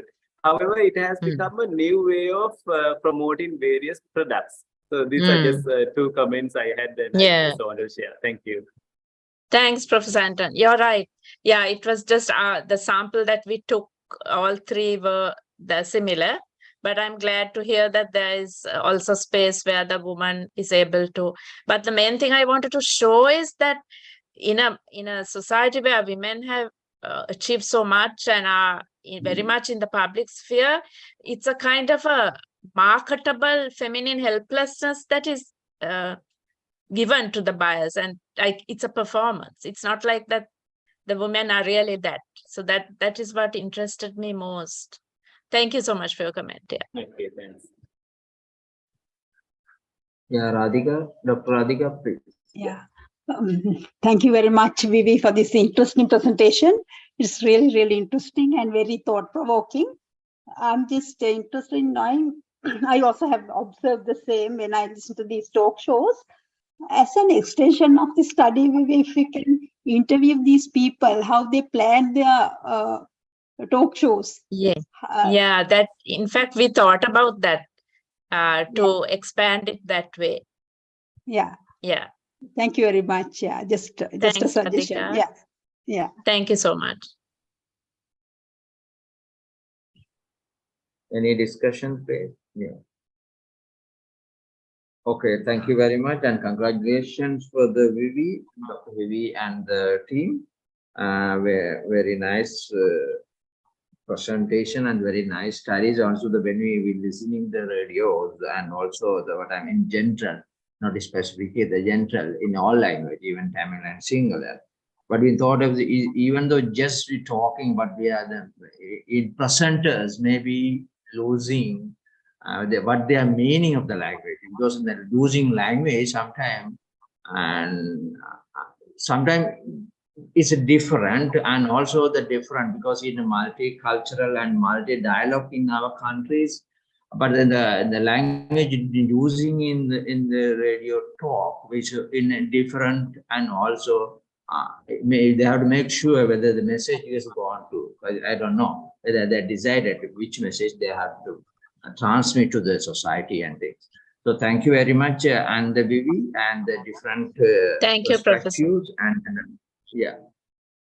analyzing and more to be, because especially the language, because and the different need to consider this the people communications. Communication. Thank you. And also this end of the sessions, and we have 5 papers. One is the personal rights and the labor turnover and social media and the folk tales and the gender and the radio shows and talk. The very multidisciplinary authors and multidisciplinary research you listen. Thank you very much, you all authors and your professional and other scholars. Thank you very much. Congratulations for all our authors.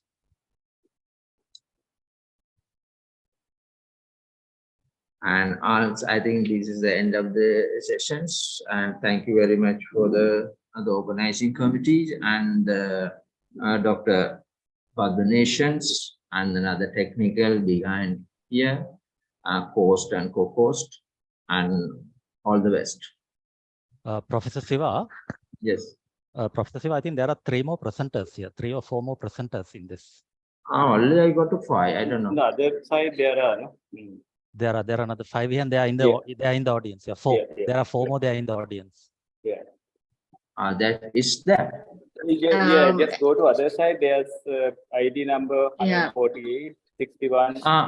Anyway, sorry. Nation is there, then we'll continue. Yes. Yeah.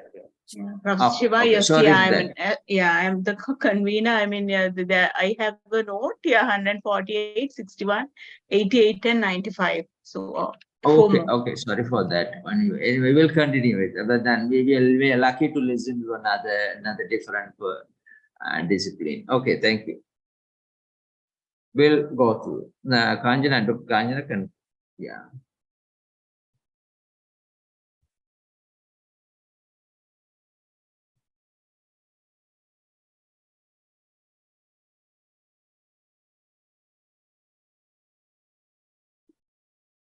I am Sulakshana Jayasinghe, paper ID 148.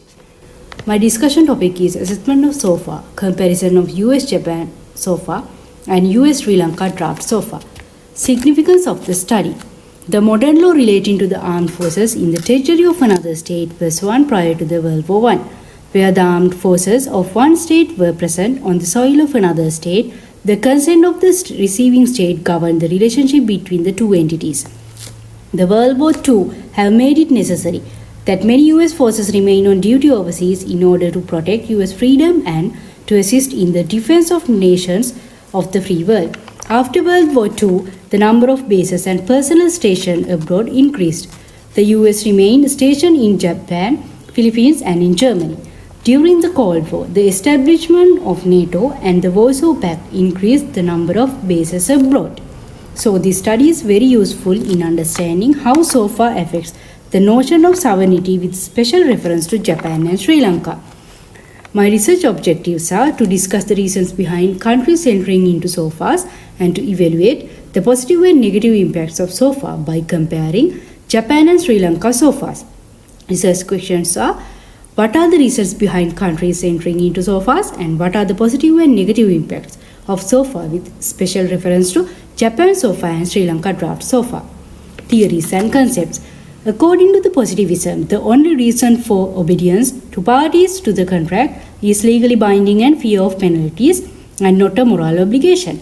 A SOFA should provide when the receiving state can exercise jurisdiction over criminal matters and when the sending state may waive immunity.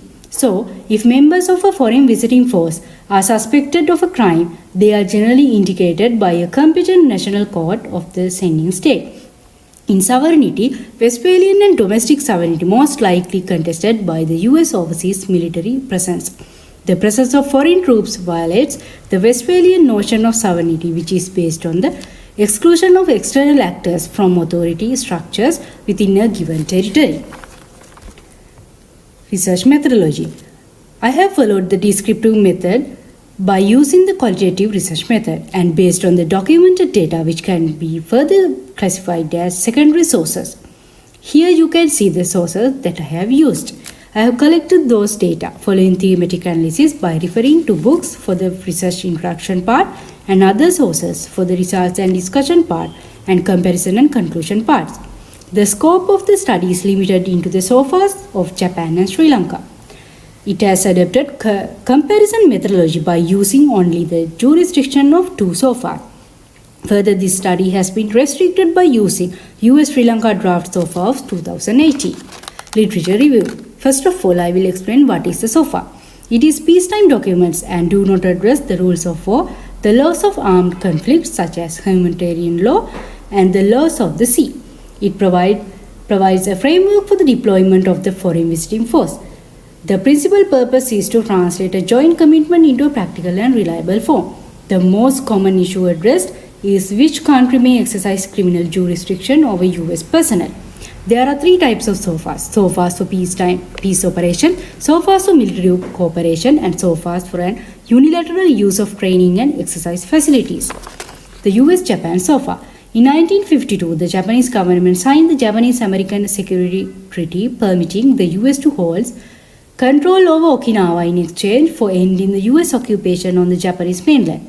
In 1960, sets conditions under which US military forces may operate in Japan, and it was given the US use of land, air and naval facilities in Japan for the purpose of contributing to the security of Japan and the maintenance of international peace and security in the Far East. The US-Sri Lanka draft SOFA. The need for a formal arrangement between the US and Sri Lanka first arose in 1995, and it has included immunity clause and not covered contractors.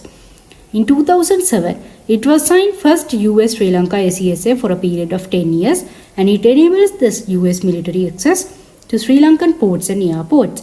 In 2017, the new ACSA was signed without parliamentary approval and public decision. In 2018, the newly proposed US-Sri Lanka SOFA, which was drafted, and it covers the contractors. But still there is no SOFA due to the issues in 3 areas of the content of the agreement, whom it covers and how to pass it. Reasons for countries entering into SOFAs. A receiving state may invite foreign troops to conduct peace operations to provide peace support on its soil. Receiving states are sometimes interested in long-term military cooperation with another state involving the permanent presence of foreign troops on their territory. For some sending states, agreeing on a SOFA is fundamental before deploying military forces abroad. SOFAs often include a paragraph by stating that the government of receiving state requests the assistance of the defense forces of the sending states. Here I will explain jurisdiction of the 2 agreements as a comparison. The foreign criminal jurisdiction of Japan SOFA is a mixture of both exclusive and concurrent jurisdiction provision.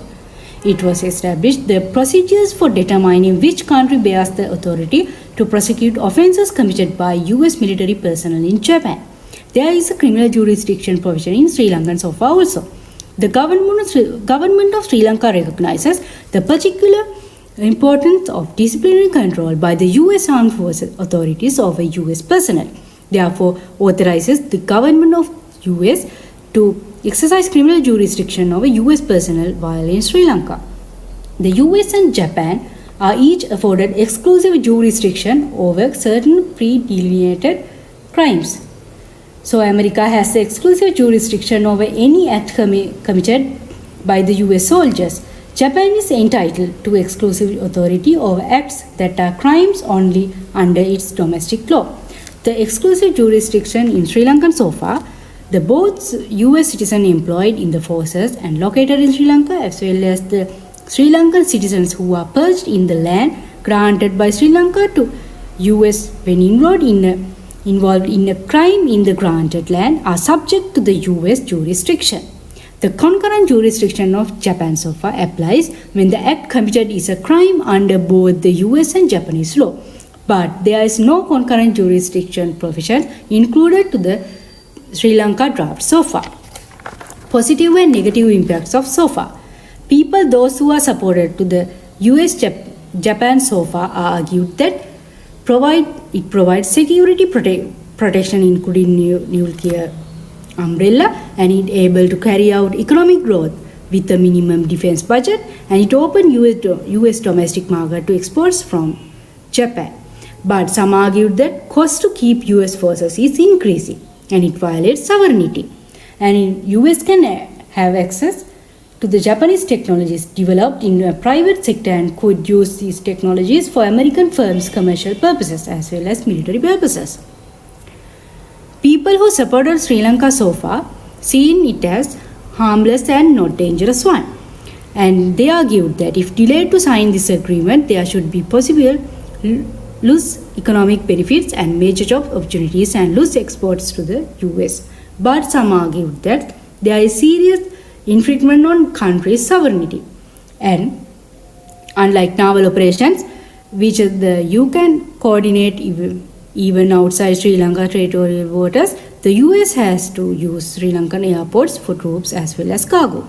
Sri Lanka will have to share all our Air Force installations and airfields with the US Air Force, unlike the emergency situations like rescue operations. The SOFA would transform Sri Lanka into the US military facility, and it will create separate state through having an independent power structure for the US military and its contractors within the territory of Sri Lanka, and it will threat to the national security. So here are some modifications for these two agreements. So US-Japan SOFA should be a reciprocal agreement, and the US-Sri Lanka draft SOFA Clause 1 should be modified by clearly indicating privileges and exceptional parties, because this clause is not clearly mentioned about who will not receive privileges and be exempt under the agreement. Clause 2 should be modified by including restriction for movement within specified areas. Clause 3 should be modified by giving authorization to the Sri Lankan government to exercise criminal jurisdiction over US personnel while in Sri Lanka. Clause 5 should be modified by concerning possibility to inspect whether or not vessels or vehicles or aircrafts are involved in moving unauthorized materials. Clause 9 should be modified by restricting movement of American men and women in any part of Sri Lanka territory individually and collectively with arms and ammunition. Here are some references that I have used. So thank you for listening me. Thank you, Ms. Jayasinka. And just giving the brief knowledge on the SOFA agreement and Japan and USA and USA and Sri Lanka. Thank you very much. And it's open to our forum. Yeah, it's eye-opening what is the SOFA, because SOFA is a long discussion in Sri Lanka, different have argument, different have different opinion, and here the good guessing analyzed, and the SOFA in Japan and the SOFA in Sri Lanka. So open to you. Sulakshan, Shiva, thank you. Sulakshan, are you from international relations or legal background? International relations, sir. Okay, so you are really an asset for this country, because we need more and more people who can really read these documents and understand and also explain to the people. Have you read the original documents, Sri Lankan, the agreement with Sri Lanka and the agreement with Japan? Yes, sir. Okay, so your presentation based on the analysis of discourse developed surrounded to this, or what was the methodology? Methodology is qualitative Okay. research and based on documented data, sir. Okay. Yeah, so this is really interesting aspect, and you really compared with the Sri Lankan SOFA agreement and Japanese Sri Lankan Japanese US agreement. So we need people with such understanding and international relations field, those who are in that area doing greatly in this sense. So I remember sometime back, maybe 1 year back also, when the US Army was in Sri Lanka, there was a clash between local community and the US Army personnel, and then they said they will be tried at when they go back to the when they go back to US. So that really highlights the limitations and also bargaining capacities that we have. However, I would like to get your comment about, when American citizens rule Sri Lanka, always, Sri Lankan state, the government would take decisions favoring to America. So if you can little bit explain me a little bit about the background to this SOFA agreement, would be great. Whether this American citizens involvement, Sri Lankan American citizens involvement was there or not, just background to that. Actually, sir, the SOFA, Sri Lankan SOFA is started in 1995. In the government of Chandrika Bandaranaike, former president. And I'm talking about the 2018 one. This is a draft one, and this has 15 clauses. And this is not signed yet. And there are many, if this is signed, it will be a very big problem to the sovereignty of Sri Lanka, because US Army can movement anywhere in the country with arms, then it's very big problem to the sovereignty. So my comment is this is not suitable for Sri Lanka. If we sign, it should be subject to the Sri Lankan law, because US Army had very big power than the Sri Lankan government. So that's my comment. Thank you. Thank you so much. Thank you, Jayasinha. Yeah, thank you bringing this SOFA agreement, and then you're comparing and giving the recommendation also. We agree all that. But thing is not only SOFA, then here SOFA not only then, because another all multilateral agreement signed by suddenly and then preparing by one professionals or the administrative, whoever, we don't know where is prepared, how it prepared, and whether it's discussed and whether is aligned with our will, with our Sri Lankan law and Sri Lankan acceptances and things. That is, there's a lack of in when you go to the multinational multilateral agreement. What is your recommendation to improve that? Because comparing in other countries, they are signing agreement with a future purpose, future vision of the countries, and then and they are planning. But ours, sometimes we feel that we are immediate short-term purposes are signing, whereas they are getting the long-term purpose on that. My question is, what is your recommendation to improve these situations? What any improvement in future, that because you are looking the professional way to look at that? The only improvement is the US forces subjects the Sri Lankan law. Yeah. Because they have limited, they have immunities. So no one can, if they do a criminal, any crime, so they cannot charge any Sri Lankan law. So cannot sue against them.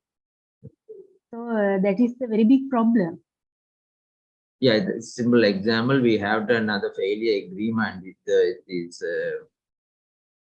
what is it called? We paid payment in agreement with the some more commercial agreement with the carbonic, no? First days. In the Chinese agreement, we have to pay a lot of we lose money from our available bill. So that's also because of the failure of the multilateral agreement. So that is the main issues in the international scenario. We are losing on that. So that's what I'm asking. Thank you. And Padmanation, please. Yeah. Yes, my question is not about the content of the presentation, but in terms of methodology. It seems the presentation mentioned the comparison or comparative study between two countries. So I would like to know more about the comparative method. So what the author has used a comparative analysis. So actually, I have compared only the jurisdiction part of these two agreements. It is limited to the jurisdiction only. I mean, I have a question. I mean, how did you like randomizing sampling? I mean, the variables between these two countries that you have selected in a comparison. So, what comparative method that otherwise used to overcome the issues like bias, right? And yes. No, sir.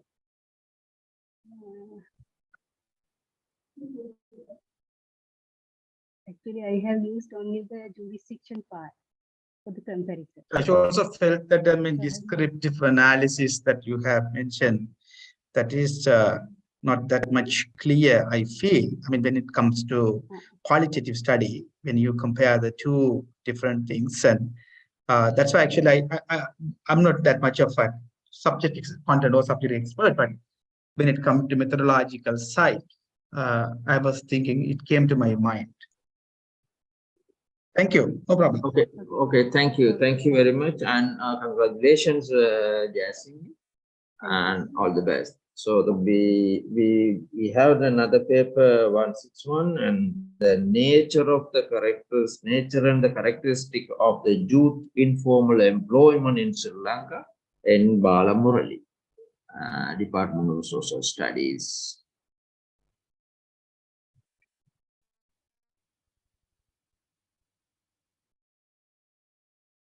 Yes, Bala Murali, welcome.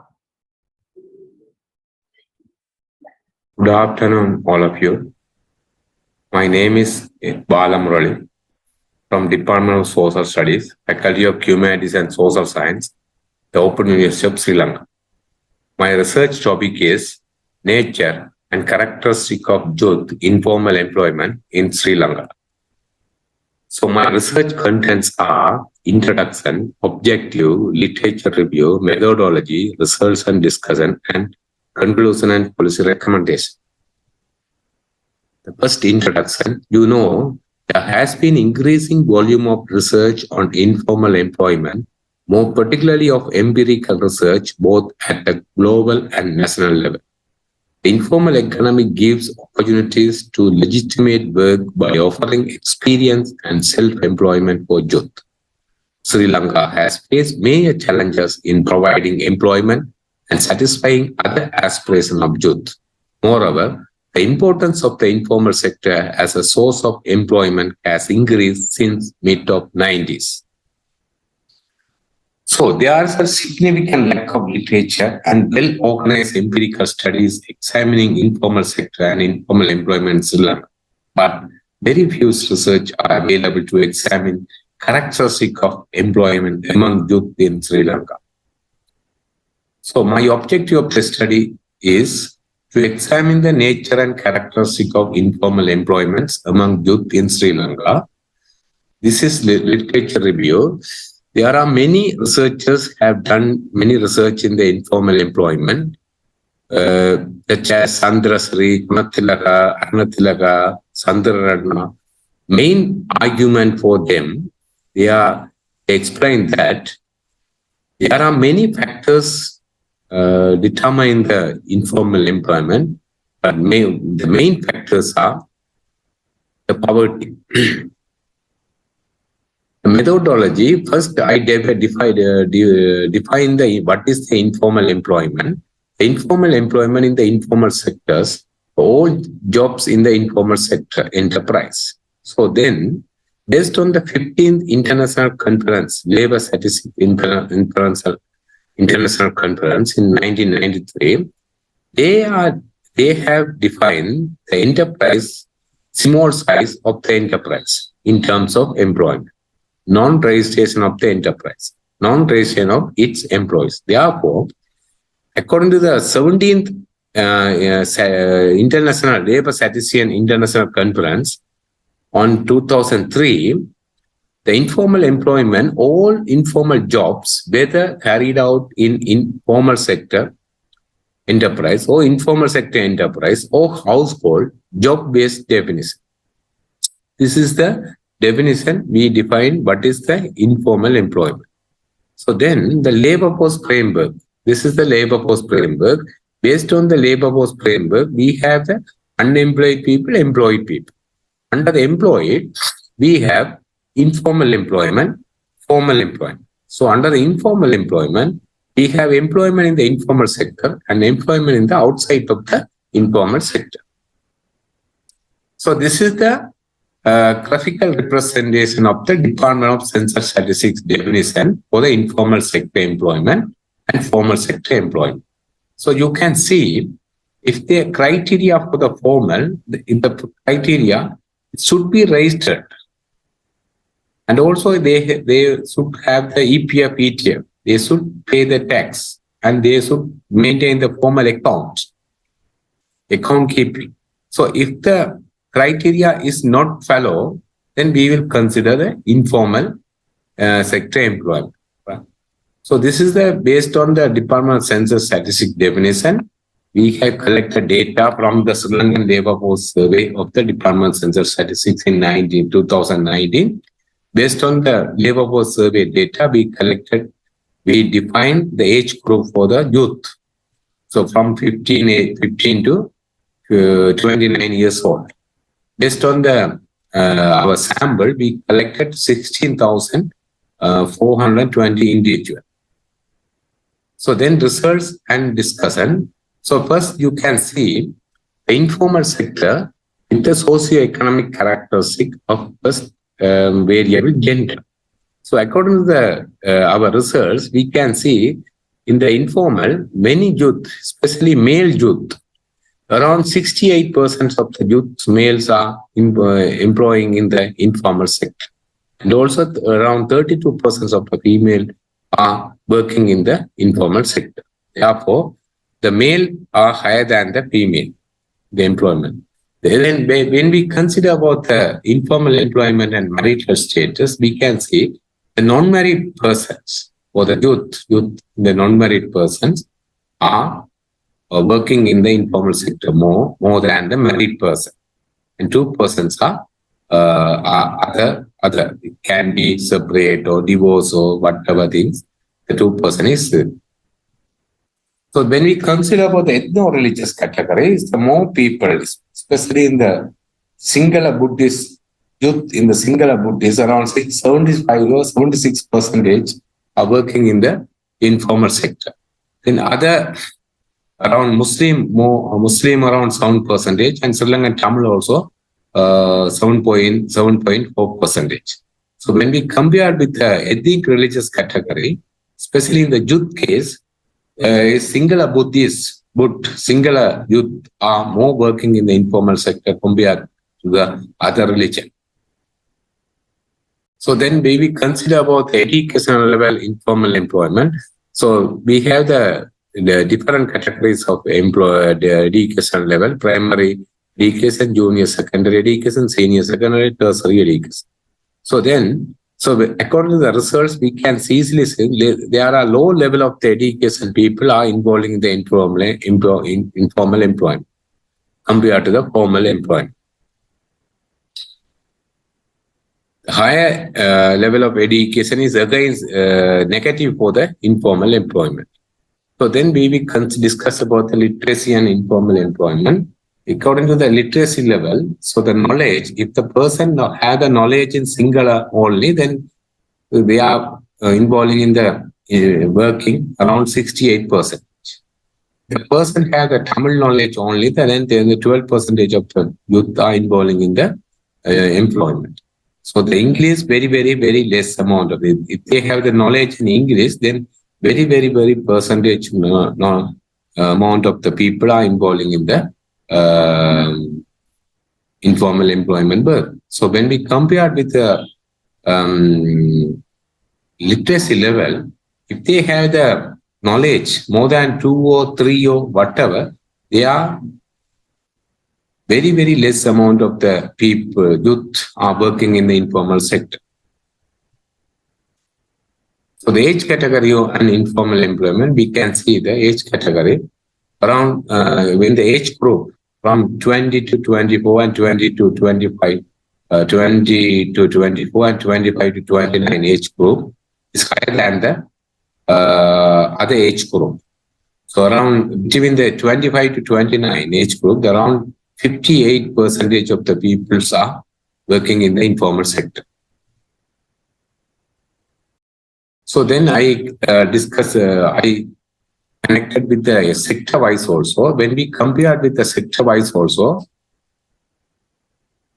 urban sector, rural sector and estate sector.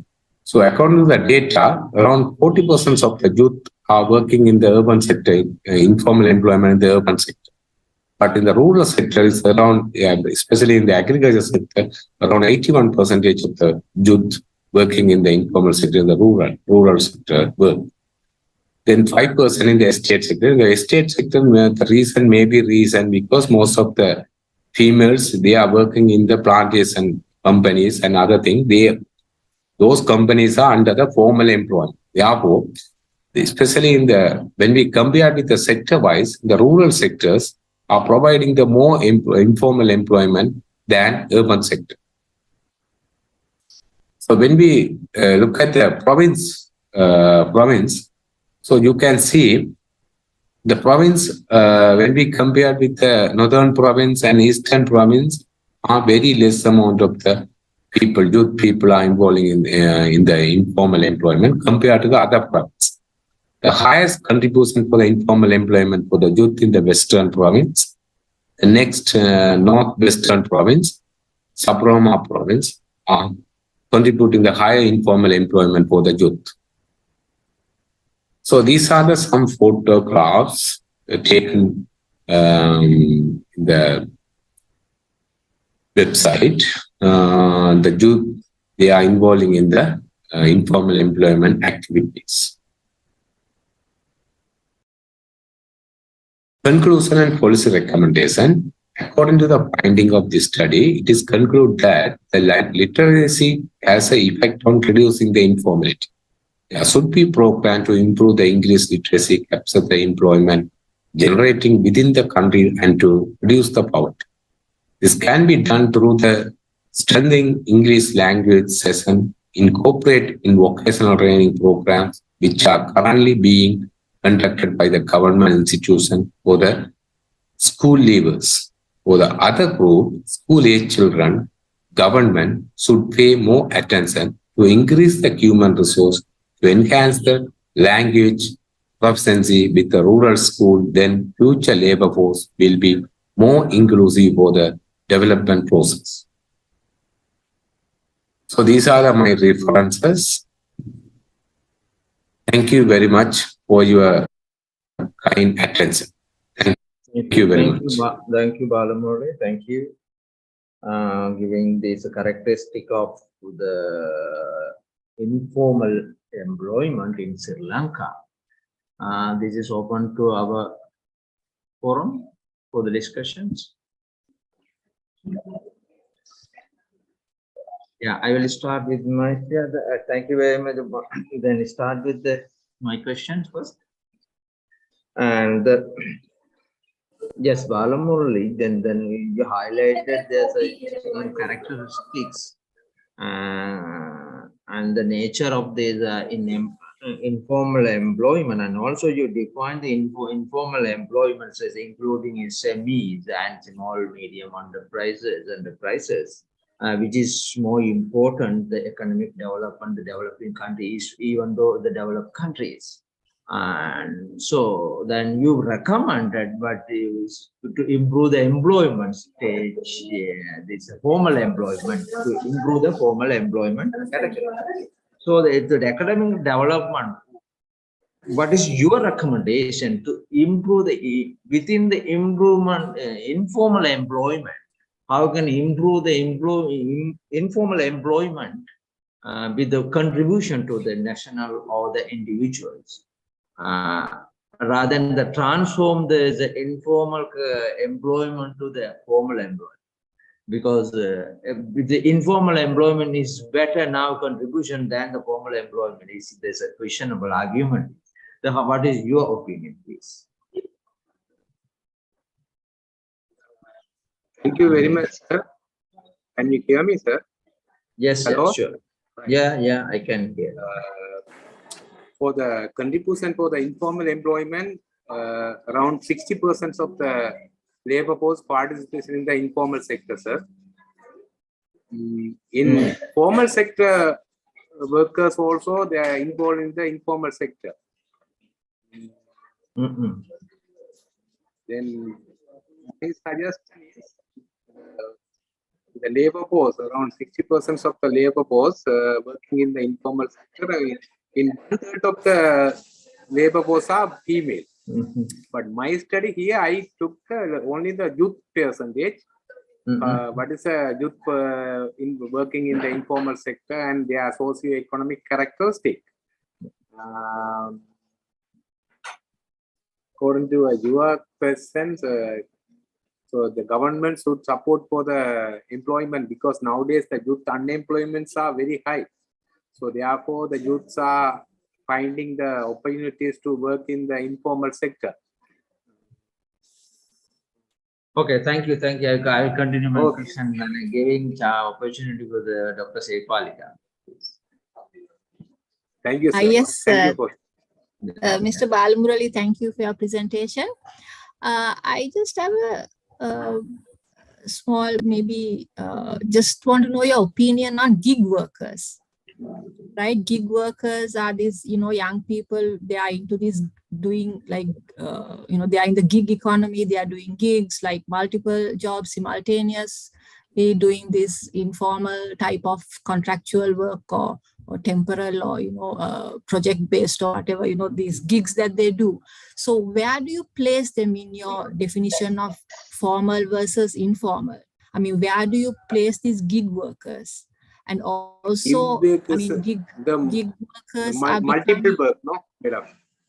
Not migratory. These are these, you get these young people who are doing like computer based, I mean, this is increasing. But here, quite a number of young people you get. No, so my point is, Mr. Balamurali, then if if this sector is growing, then do you see that we might need to sort of revisit this formal versus informal categorization?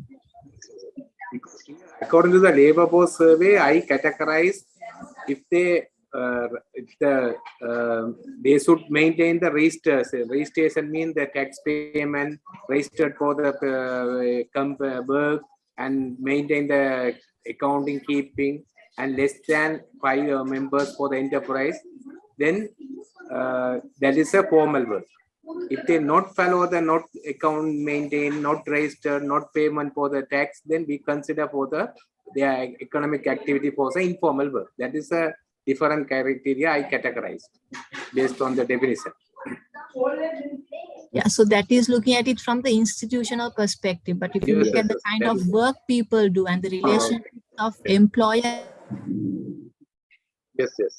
employee, I don't know whether we need to then rethink this informal versus formal sectors. I agree with anyway, that. just a thought. Thank you.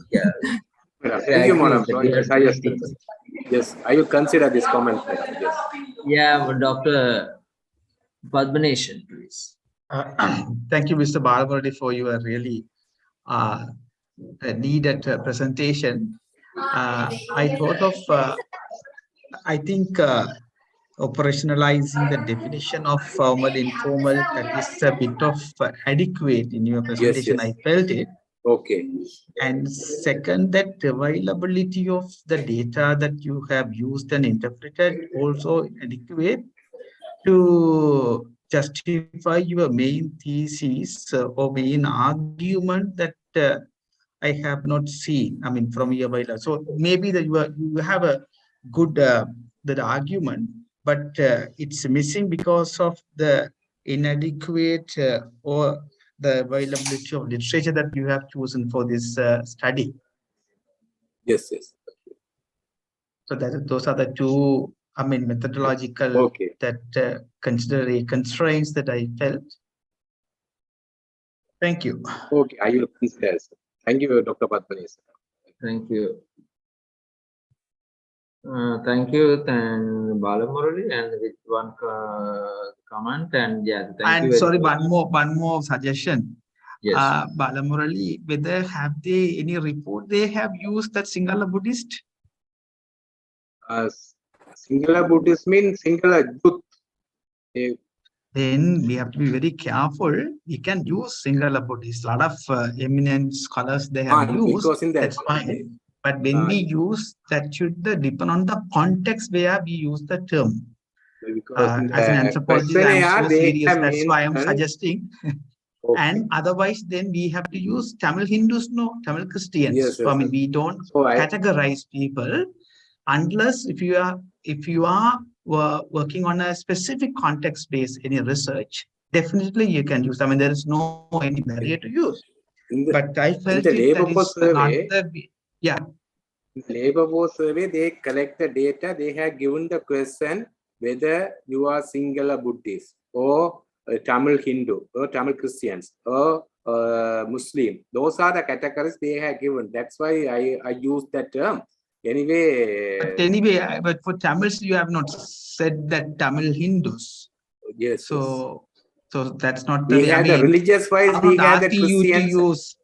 Yeah, I got it, but I'm not asking you to use Tamil Hindus. But even when you use the Sinhala Buddhist, but when you have to be very careful. I mean, those categories. If unless they have used that categories for their formal, informal, that is fine. Okay. Thank you. Thank you. Thank you. Thank you. Congratulations and all the best, Balamurali. Thank you, sir. Yeah, thank you. And we're moving to the next paper, then 188. That is also very interesting. Understanding the global practice on digital development and the emergence of the gender digital divide with a special reference to the gender sensitive design of technology. This Amarako. Welcome. Hello everyone, welcome you all to my presentation on the understanding global practices on digital development and the emergence of the gender digital divide with special reference to the gender sensitive design of technology. So my study is revolved around the gender and the digital technology. Gender refers to defined characteristics entitled to men and women in the society. Over the decades, international community has focused on the development of digital technologies, and UN Sustainable Development Goals is highlighted in this factor where it focuses on the policies of leaving no one behind. The digital divide is a gap between those who have and do not have the access to digital space. The gender digital divide has been considered a critical challenge to the achieving gender equality in a circumstance where 60% of the global GDP will be digitalized by 2022. Along with the gender norms and perceptions of the technology, women's role in design of technology is quite invisible and unrecognized yet. So there's a biased nature of recognizing the user and how they might use the software. And when we talk about the scholars, researchers on this gender digital divide and that of the digital technological policies, most of the researchers have been analyzed focusing on the access, marketing, and the usage of new technological items in the virtual platform based on men's and women's gender preferences. Most studies are based on the marginalization of women's role in the tech sector. Most studies and a majority of studies conceptualize the gender in terms of the feminist approach. And only few studies are focused on the digital technology and non-binary and transgender groups, where the focus lies on the challenges that they confront in the use and access to the technological resources. In terms of the global level policymaking, we can highlight about the United Nations Economic Council, where they focus on the economic, social, and political development around the information and communication technology sector. Accordingly, it can be deducted that most of the gender-based studies on digital technology is in the general focus on the binary division of gender as male and female, and most studies have focused on the lack of women's knowledge and skills in technology, and which has they highlight that it has a direct influence on the economy in most of the states. And there's a lacuna in analyzing the gender digital divide in terms of digital development policies and the gender sensitive design of technology, since most of the studies focus on the end product rather than the designing stage of it. So to that end, the problem statement of my study is as follows. Bridging gender divide in the digital world is a way to secure human rights, and as well as it is a keystone for a prosperous modern economy. The study mainly focuses on identifying the factors that led to forming a gender digital divide along with the lack of gender diversity in the design of digital artifacts. Accordingly, the existing global practices on digital development are considered in addressing this situation. So let's see the main aim of my study. It is to analyze the existing global practices on digital development, considering that these practices led to the gender digital divide. It is investigated through the eye of the use and implementation of gender sensitive design of technology. Ultimately, the consequences of those practices based on gender sensitive design of technology and the gender digital divide are taken as an implication to fortify the digital development practices. So I designed several research tasks to achieve this objective as follows. There, I try to analyze the existing global practices on digital development and relate agreements reached by the regional and global organization. Then I try to demonstrate the subsequent emergence of the gender digital divide along with the implementation of gender sensitive design of technology.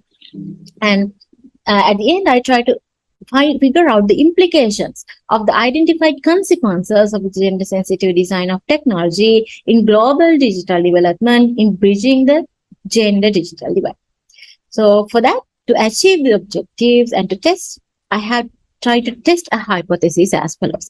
Digital development practices and gender sensitive design of technology lead to the gender digital divide. So let's try to find out what methodology I have used to carry out this research. There I used the mixed method analysis using both quantitative and qualitative research methods. And as the primary data collection, I did an online survey which consisted of a questionnaire of 17 structured and 3 unstructured questions. I analyzed this using the Google Forms too. 60 participants were used in this study who participated from several regions of the world, and concept of gender identity is analyzed through the scholarly articles. The policies related to digital technology and its association with gender digital divide are analyzed using the discourse analysis method. However, I faced several limitations in collecting primary data for my research. One is there was a conceptual challenge of integrating the consideration of gender, where the respondents were not willing to reveal the true gender identity, especially in a circumstance of where they were not belonging to the binary gender. And although the study targeted global digital policies and consequences available and the availability of statistical data, this primary data collection has confronted the challenge of being unable to cover all the regions globally. Let's talk about the results of my study. Here, I mainly focus my study on the 2 theories of structural functionalism and symbolic interactionism. Structural functionalists consider gender as a social institution and perceive society as a complex phenomenon. They focus on the origins of gender differences and the division of responsibility between genders. And thereby, the gender equality, they figured out that the gender equality lies in the division of labor and the predefined gender roles. So when I applied this theory to this study, especially in terms of the software and digital development designing process, it considered the factor of the targeted client's aspirations. Because here it can be perceived that most of the time the aspired output of the designers or the clients is impacted by the activities, behaviors, or the roles that are developed or assigned to them by the society based on the gender identity. So when we talk about the symbolic interaction theory, their mainly assumption is to define the phenomenon of gender acquisition based on the person's behavior, which is determined by the interactions with his or her family members, peers, or teachers, or social media. Here, we can adapt these theoretical assumptions in a way that it can be seen a direct relationship between the gender roles and the responsive nature of global science and technology, and in terms of the innovation policies alongside with the digital development policies. However, when we talk about the primary data collection, only 20% of the sample knows about the other types of gender groups. So it is visible that this factor of ignorance about various gender groups is disadvantage for the accurate data collection of my research, as I mentioned you previously. 37.5% of respondents believe that there is a gender specificity in the interface and the content of the most of the apps and softwares. And also the sample shows that they consider the specificity of certain apps or software programs in related to the gender, especially in terms of the role-playing video games, where they assign a certain character stereotypically based on color selection. Some do not perceive gender specificity in human computer interfaces. They believe that most of the human computer interfaces are gender neutral in nature, especially in terms of virtual digital assistant devices, such as Apple Siri or Amazon's Alexa. If you ask Apple Siri, what is your gender? It says, I'm genderless. Biological reductionist definitions that women's innate skills are much lower in mathematics and technology can be highlighted in this factor. And also, when you talk about the non-binary or the transgender groups, they face digital exclusion due to some factors such as poverty and less digital literary skills, as similar to how the scholars perceive the women's access and usage towards digital technology.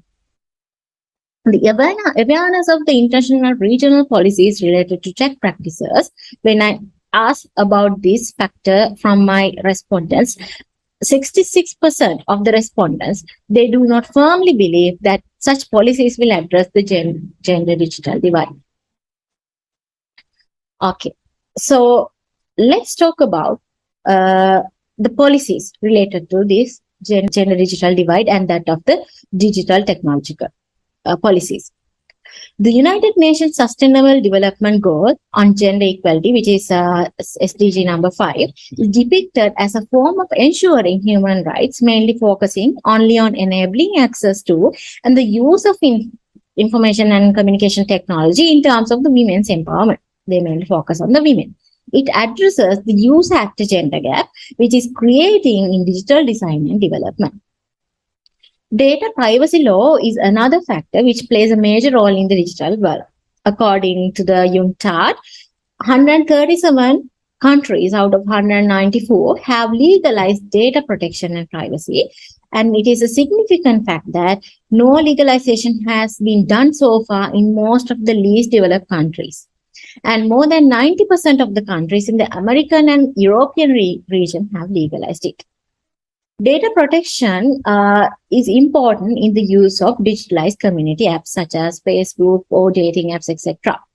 So this usage of these online dating apps is in high range despite of the gender they belong to. These online dating apps are highly gender sensitive digital platforms that collect sensitive data from their users, which including sexual preferences, physical location, personal interests, etc. When data privacy is assured on these platforms, especially for the members of the LGBTQIA+ community, then it complies with the narrowing factor that causes the gender gap.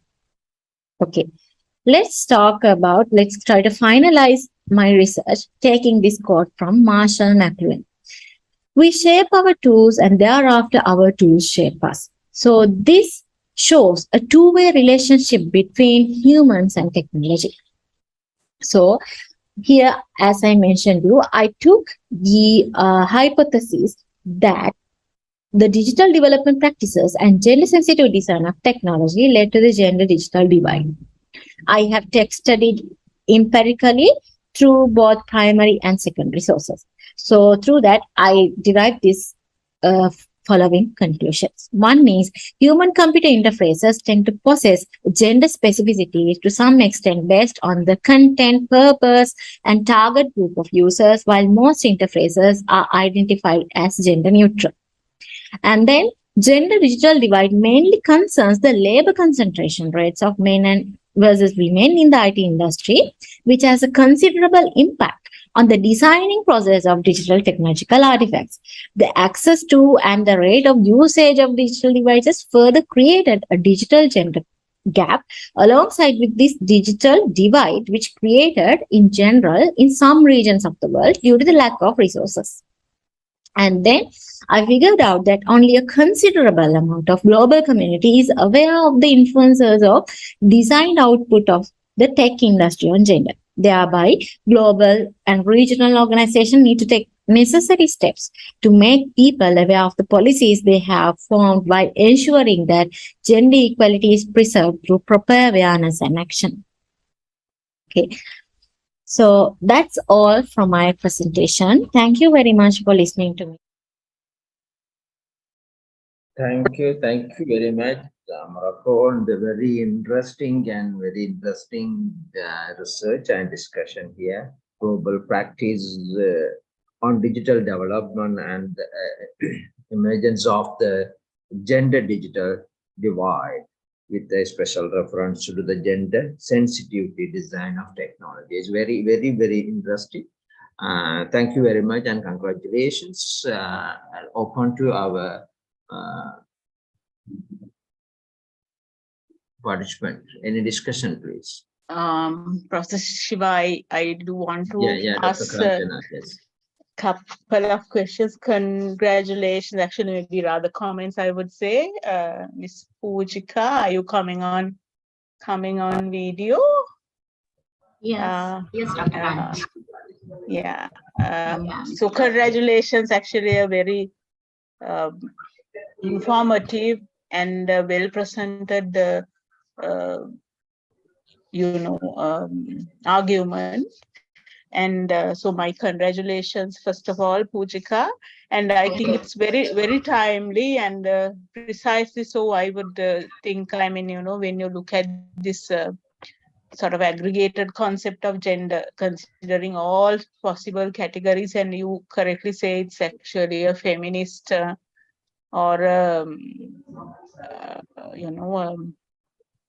binary approach that has been employed mostly. I suppose this idea came up in the previous presentations as well. And I was interested in,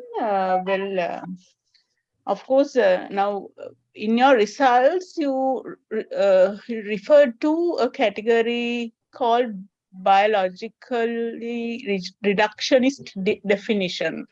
Does that prove, and how does it prove in your findings according to the results? Yeah. Yeah. Yeah, thank you very much, Dr. Ranjana, for your question and your decision as well. And in terms of biological reductionist theory, I mainly focused on the female or the women employment or the engagement in the tech industry, and as well as in the designing process, and similarly their access to the technology.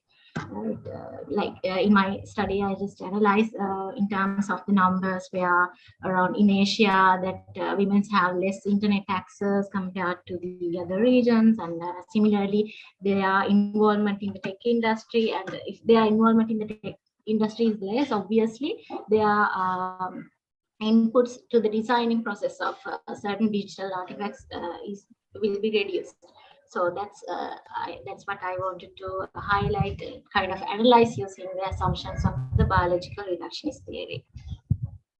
Okay, so like I suppose you say that your findings suggest that it parallels with this, definition and conceptualization, right? Am I right? Yes. Okay. And the other question that I wanted to ask is, what was the sample size like, and how was the response that you got, and what is the sample size, and who are the respondents? Yeah, the sample size is around, well, there are 20 questions as I mentioned you. And when I talk you about the respondents, there were 60 participants, and I just tried to take them from the South Asian region. Like I covered Sri Lanka, India, and one from Nepal. And East Asian region, I covered China and Indonesia, and Eastern Europe, Russia, Poland, and in the Balkan region, Turkey and Serbia. And then in the Western Europe, I covered Germany, France, and UK, and in Australia and in Central America. And then I covered South America and Africa, 2 countries from Africa. Wow, I mean, I'm really impressed. And how did you manage that? I mean, you know, it would be really good to share as to how you manage. I mean, you know. Yeah, since it is a Google form questionnaire, I find it is kind of convenient to disseminate them. I have friends, so that's why I got the support from them.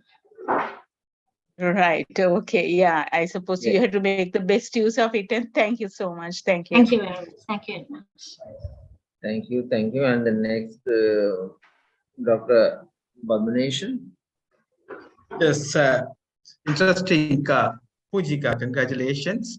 And did you define the term or concept that you have used in your study, the gender sensitivity? Could you explain to us that what do you mean by gender sensitivity? In here, in terms of gender, thank you for the question, Dr. Padmanation. And in terms of gender sensitivity, I mean, like when using a certain software or an app, we like as users, the interface, we figure out that there's kind of a gender bias. Like as users, we figure it out. Like that's why I gave the example. Like when you're playing a video game, you have to assign your character. It is a kind of a gender bias. That's the thing. Okay, thank you. And I have a second question that you might have read Judith Butler's work on gender performativity, right? So did you see any? I mean, did you see any relationship or correlations between that the paper that you read, the gender sensitive divide, and towards the global trends, and Judith Butler's work on gender performativity?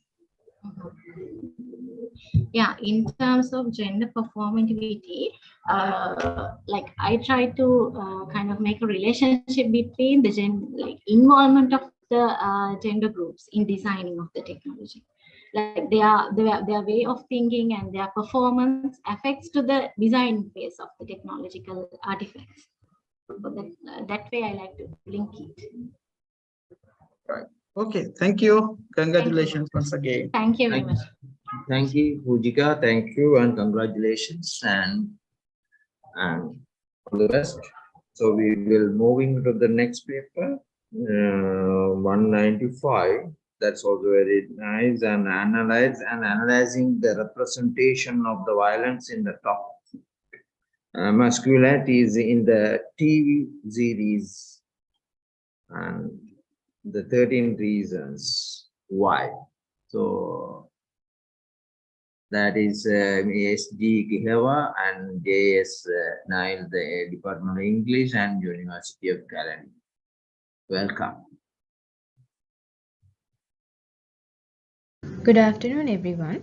I will be presenting my research titled An Analysis of Representations of Violence in Toxic Masculinities in the TV series You and 13 Reasons Why. I would like to start my discussion by referring to an observation made by Whitehead that I have mentioned on my slide. The fact that toxic masculinities are identified as the most damaging and the most common form of masculinities makes it a topic of strong contemporary relevance, and this captures the significance of studying toxic masculinities. Whitehead also states that men have been performing toxic masculinity for as long as there have been men, but it is through the emergence of masculinity studies that these patterns of behavior began to be identified as toxic. Accordingly, I will be examining the ways in which toxic masculinities have been performed and constructed through the main male characters of the Netflix television series You and 13 Reasons Why.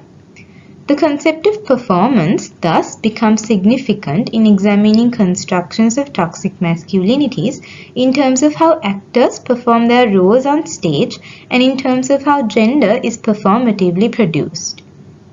In order to explore the representations of toxic masculinities in the two TV series, the key concepts of hegemonic masculinities and toxic masculinities become central to this study.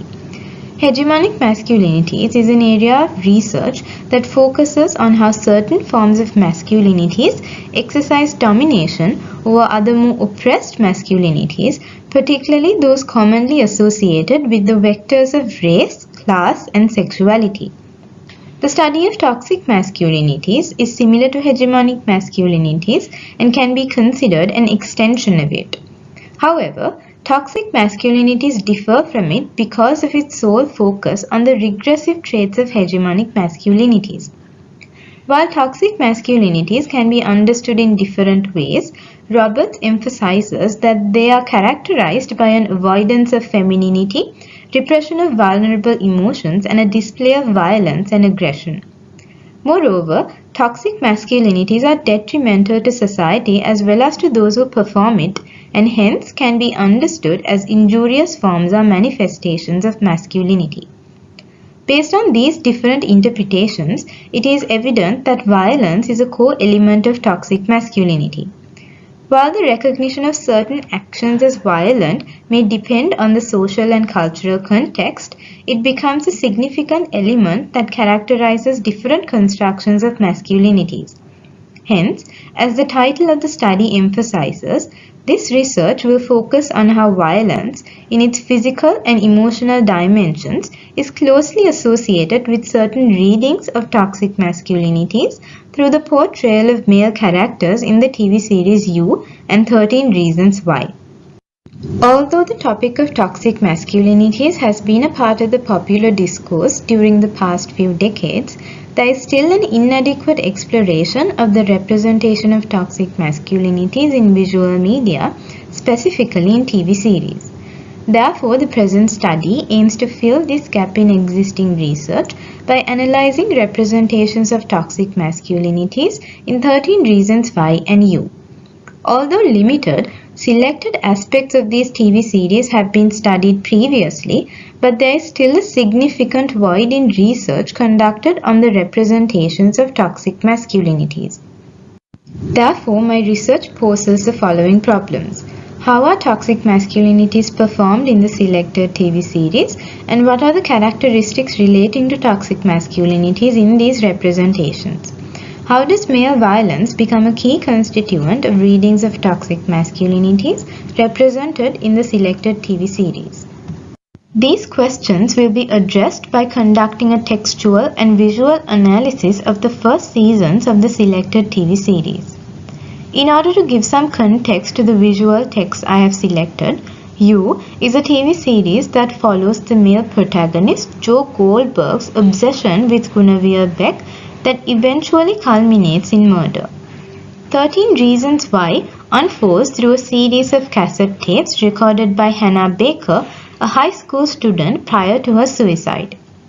These two are contemporary Netflix productions that are widely consumed by millions of viewers at present. Moreover, the COVID-19 pandemic further strengthened the reliance on visual media as a source of entertainment. Hence, TV series become important sources through which representations of masculinities can be analyzed. The two texts I have chosen belong to the genre of psychological thrillers and are visual adaptations of novels. The current popularity of psychological thrillers makes this genre an important source within the larger research paradigm of masculinities and toxic masculinity studies. While the literature review is integrated into the study, this qualitative research is shaped by the larger theoretical framework of feminism, psychoanalysis, Masculinity Studies and Visual Media. Moving on to the analysis, toxic masculinities can be understood as representations of a cultural ideal of manliness that is defined by violence, sex, status, and aggression, which then set a particular standard by which gender identities of men are fashioned. Hence, toxic masculinities can be perceived as performances that are regulated by specific societal norms that define what it is to be a man, and violence seems central to this understanding. The complex ways in which male violence is performed and constructed can be understood through the portrayal of Joe Goldberg's character in You. Initially, he appears to be a charming, sensitive man, as evident through his interactions with Beck. However, as you can see through the video clips, the toxicity of Joe's character is suddenly exposed through the attack and murder of Benji, Beck's former lover. It reflects how Joe appears to be lovable and caring while also being brutally violent and aggressive. These contradictory behavioral traits that constitute Joe's character challenges one-dimensional representations of violence in toxic masculinities. The psychological dimensions of Joe's character are brought to a forefront to expose the ways in which one's past trauma and personal experiences frame the way in which gender is performed. It complicates the understanding of toxic masculinities as a cultural ideal of manliness that is governed by violence and brings out a more nuanced reading of masculinities as a complex, fluid performance. It is also argued that unhealthy masculine ideals have become deeply integrated into society to the point where it is difficult to identify what is often deemed as toxic masculinities. As the video captures, in You, Joe is able to justify attacking his victims because male violence is heavily normalized. This supports the idea that exhibiting toxic personality traits is considered to be a part of the natural gender order. Joe is unable to recognize the toxicity of his behavior because violence is considered to be a natural attribute of masculinities and is re-established through the repetition of such acts. Therefore, the body becomes an ideological site of naturalized knowledge to the extent that violence appears to be a defining characteristic of male bodies. As Whitehead also argues, toxic masculinities have rarely been analyzed as problematic male behavior. However, the TV series 13 Reasons Why brings in a more complex representation of toxic masculinities through the character of Clay Jensen, the male protagonist. His character is portrayed in a seemingly positive light as evident through Hannah's words, which I have mentioned on the slide. Clay actively questions his own behavior and that of his peers, such as in the moment in which he confronts Bryce, one of their classmates who sexually assaults Hannah. This ruptures the idea that toxic masculinities are not recognized as problematic behavior and highlights how the violence inflicted on Hannah is not seen as the norm but rather as a manifestation of toxic masculine behavior. Furthermore, it can also be argued that there are certain dominant versions of normative masculinities based on the representations of male characters in the selected TV series. As Morrison argues, hegemonic masculinity is currently defined in Western culture as white, wealthy, able-bodied and heterosexual. The characters of Bryce and Joe, who fall within this category, are strong representations of how hegemonic masculinities often govern the portrayal of male characters in Hollywood films. However, characters such as Tony, who is a homosexual Mexican man, disrupts this dominant trope. The non-normative masculinities that are represented through these two characters potentially trouble dominant perceptions of masculinities and exposes the destructiveness of toxic masculine behavior to both men and women. It also acknowledges the plurality or the different ways in which masculinities can be performed. Additionally, it can be noted that the representations of hegemonic masculinities, which are brought in through characters like Bryce, for instance, shows how men exercise control over men themselves in addition to the constant subordination of women. The moment in which Bryce sexually violates Jessica, Justin's girlfriend, by saying what's mine is yours, exemplifies how Bryce is able to exploit his position of power as a wealthy, white, heterosexual man. This is reflective of the culture of bromance that Whitehead also refers to and shows how these hegemonic power structures lead to the construction of a toxic masculine culture. Moreover, in more recent productions, cyberspaces are explored as powerful modes through which male violence is perpetuated in contemporary society. These digital platforms shape the ways in which violence is constructed and exhibited. Jo cyberstalks Beck and constructs her character based on her social media accounts.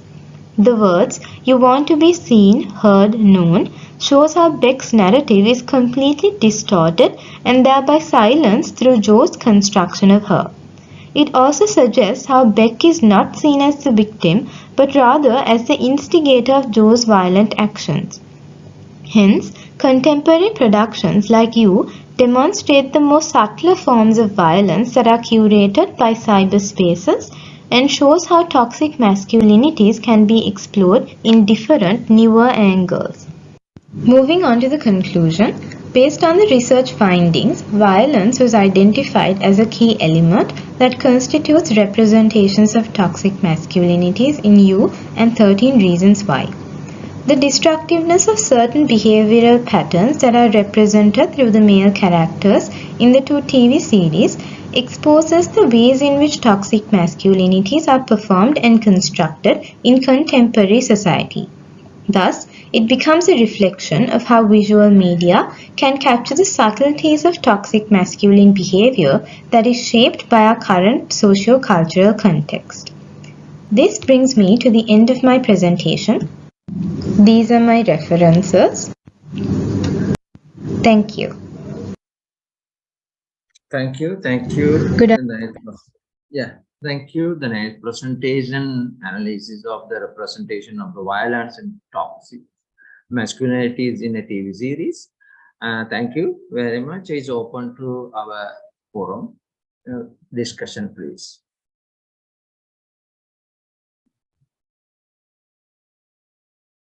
Yeah, Dr. Kanjana. Yes, thank you very much, Professor Siba, and thank you very much, Sasha. I don't know who is presenting today. Are you coming on? Yeah. Yeah. Hi, Sasha. I think yeah. Finally, we are meeting. I mean, okay, I'll put my camera also just for you to see me. Right. Actually, thank you for that presentation. And this is about violence in toxic masculinities in the TV series. I was wondering how about the research studies that you would have referred to, and can you just share with us as to what are the studies on general, like other than TV series, in general situations or general society you may have referred to in this case? Yes, Dr. Kanjana. I referred to Whitehead's research on toxic masculinities mostly because he talks about toxic masculinities in general and how toxic masculinity is a topic of strong contemporary relevance, because he says that it is the most damaging and the most common form of masculinity today, and that it's an area that carries pedagogical significance because of how toxic masculinities are so deeply integrated in society and therefore normalized to a great extent. So it's almost considered to be a part of a natural part of being a man. And we are now able to identify these forms of unhealthy, dangerous masculinities as toxic through the lens of masculinity studies. And this is why it becomes a topic of research that carries much value and relevance to our contemporary context. And it is also a topic of much debate at present, and that is why I chose this topic. I actually further to add a little bit more to what I mean, my thoughts actually. I'm wondering whether there's a, severe lack of, inquiry into this or problematizing this is one on the one hand is the normalization part of it. And then of course, maybe there are practical limitations in terms of sort of, being able to sort of study as to, what actually makes, this kind of, what is there in the making of this, masculinities. I mean, what sort of socio-cultural, factors and primary socializations and other things that matter to it. And I think it has certain practical challenges when we try to, I suppose, assemble the data. I mean, access the data in certain ways. Just a comment. So thank you very much. So much. And it's a very, very useful study. Thanks. Thank you. Thank you very much, Dr. Kanchana, and any Dr. Padmanesh. Yes, both authors, congratulations for your presentation. I have a small question that, I mean, this is how do you place yourself as a woman in selecting and studying this toxic masculinity may create stereotypical images about men. Your claim that that's maybe like a kind of negative impact or harmful to the society or even to the woman. So my question is, as a woman, how do you generalize or come to that making that claim? Exactly, you're making that claim. That is one. Second, don't you think sometimes this medias and all these kind of portrayal of toxic masculinities in terms of aesthetics aesthetic aspect in a sense, like a performance is a kind of showing off rather than, I know that's real impacts, but why people have missed that aspect to deal with those toxic masculinities? Yes, thank you for that question. So I do definitely think that my ontological position may entail certain biases when analyzing these primary texts or analyzing the topic of toxic masculinities. And I am using texts that are set within an American socio-political and historical and cultural context. But one of the ways in which I try to sort of move past these biases is by using multiple theories and methods to sort of help me prevent these biases from dominating my research. And as I've also mentioned in my presentation, I employed theories such as feminism, psychoanalysis, masculinity studies to examine these visual media. So by using different theories, this sort of allows me to approach this topic through alternative perspectives and not limit my analysis with a single viewpoint or a theory. And I have also conducted both a textual and visual analysis, and this also helps me to bring in more nuanced readings of toxic masculinities. And in terms of performance, yes, I did think about the idea of analyzing visual texts and how these toxic masculinities become performances.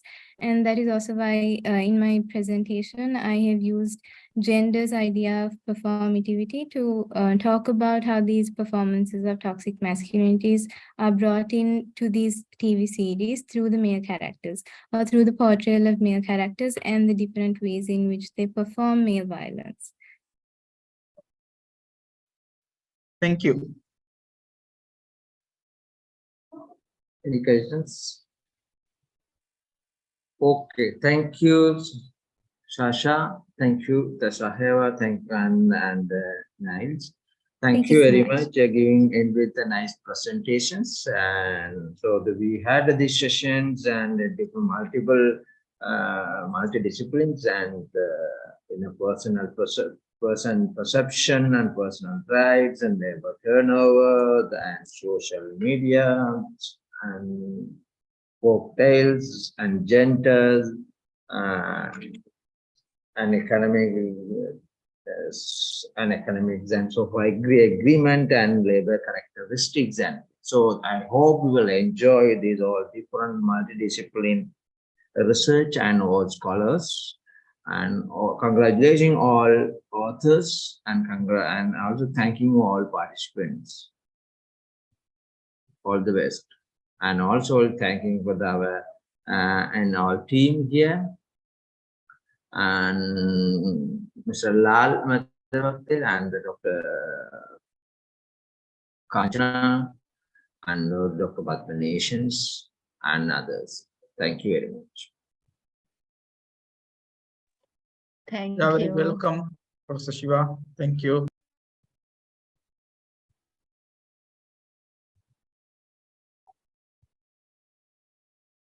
Thank you, Professor Shiva.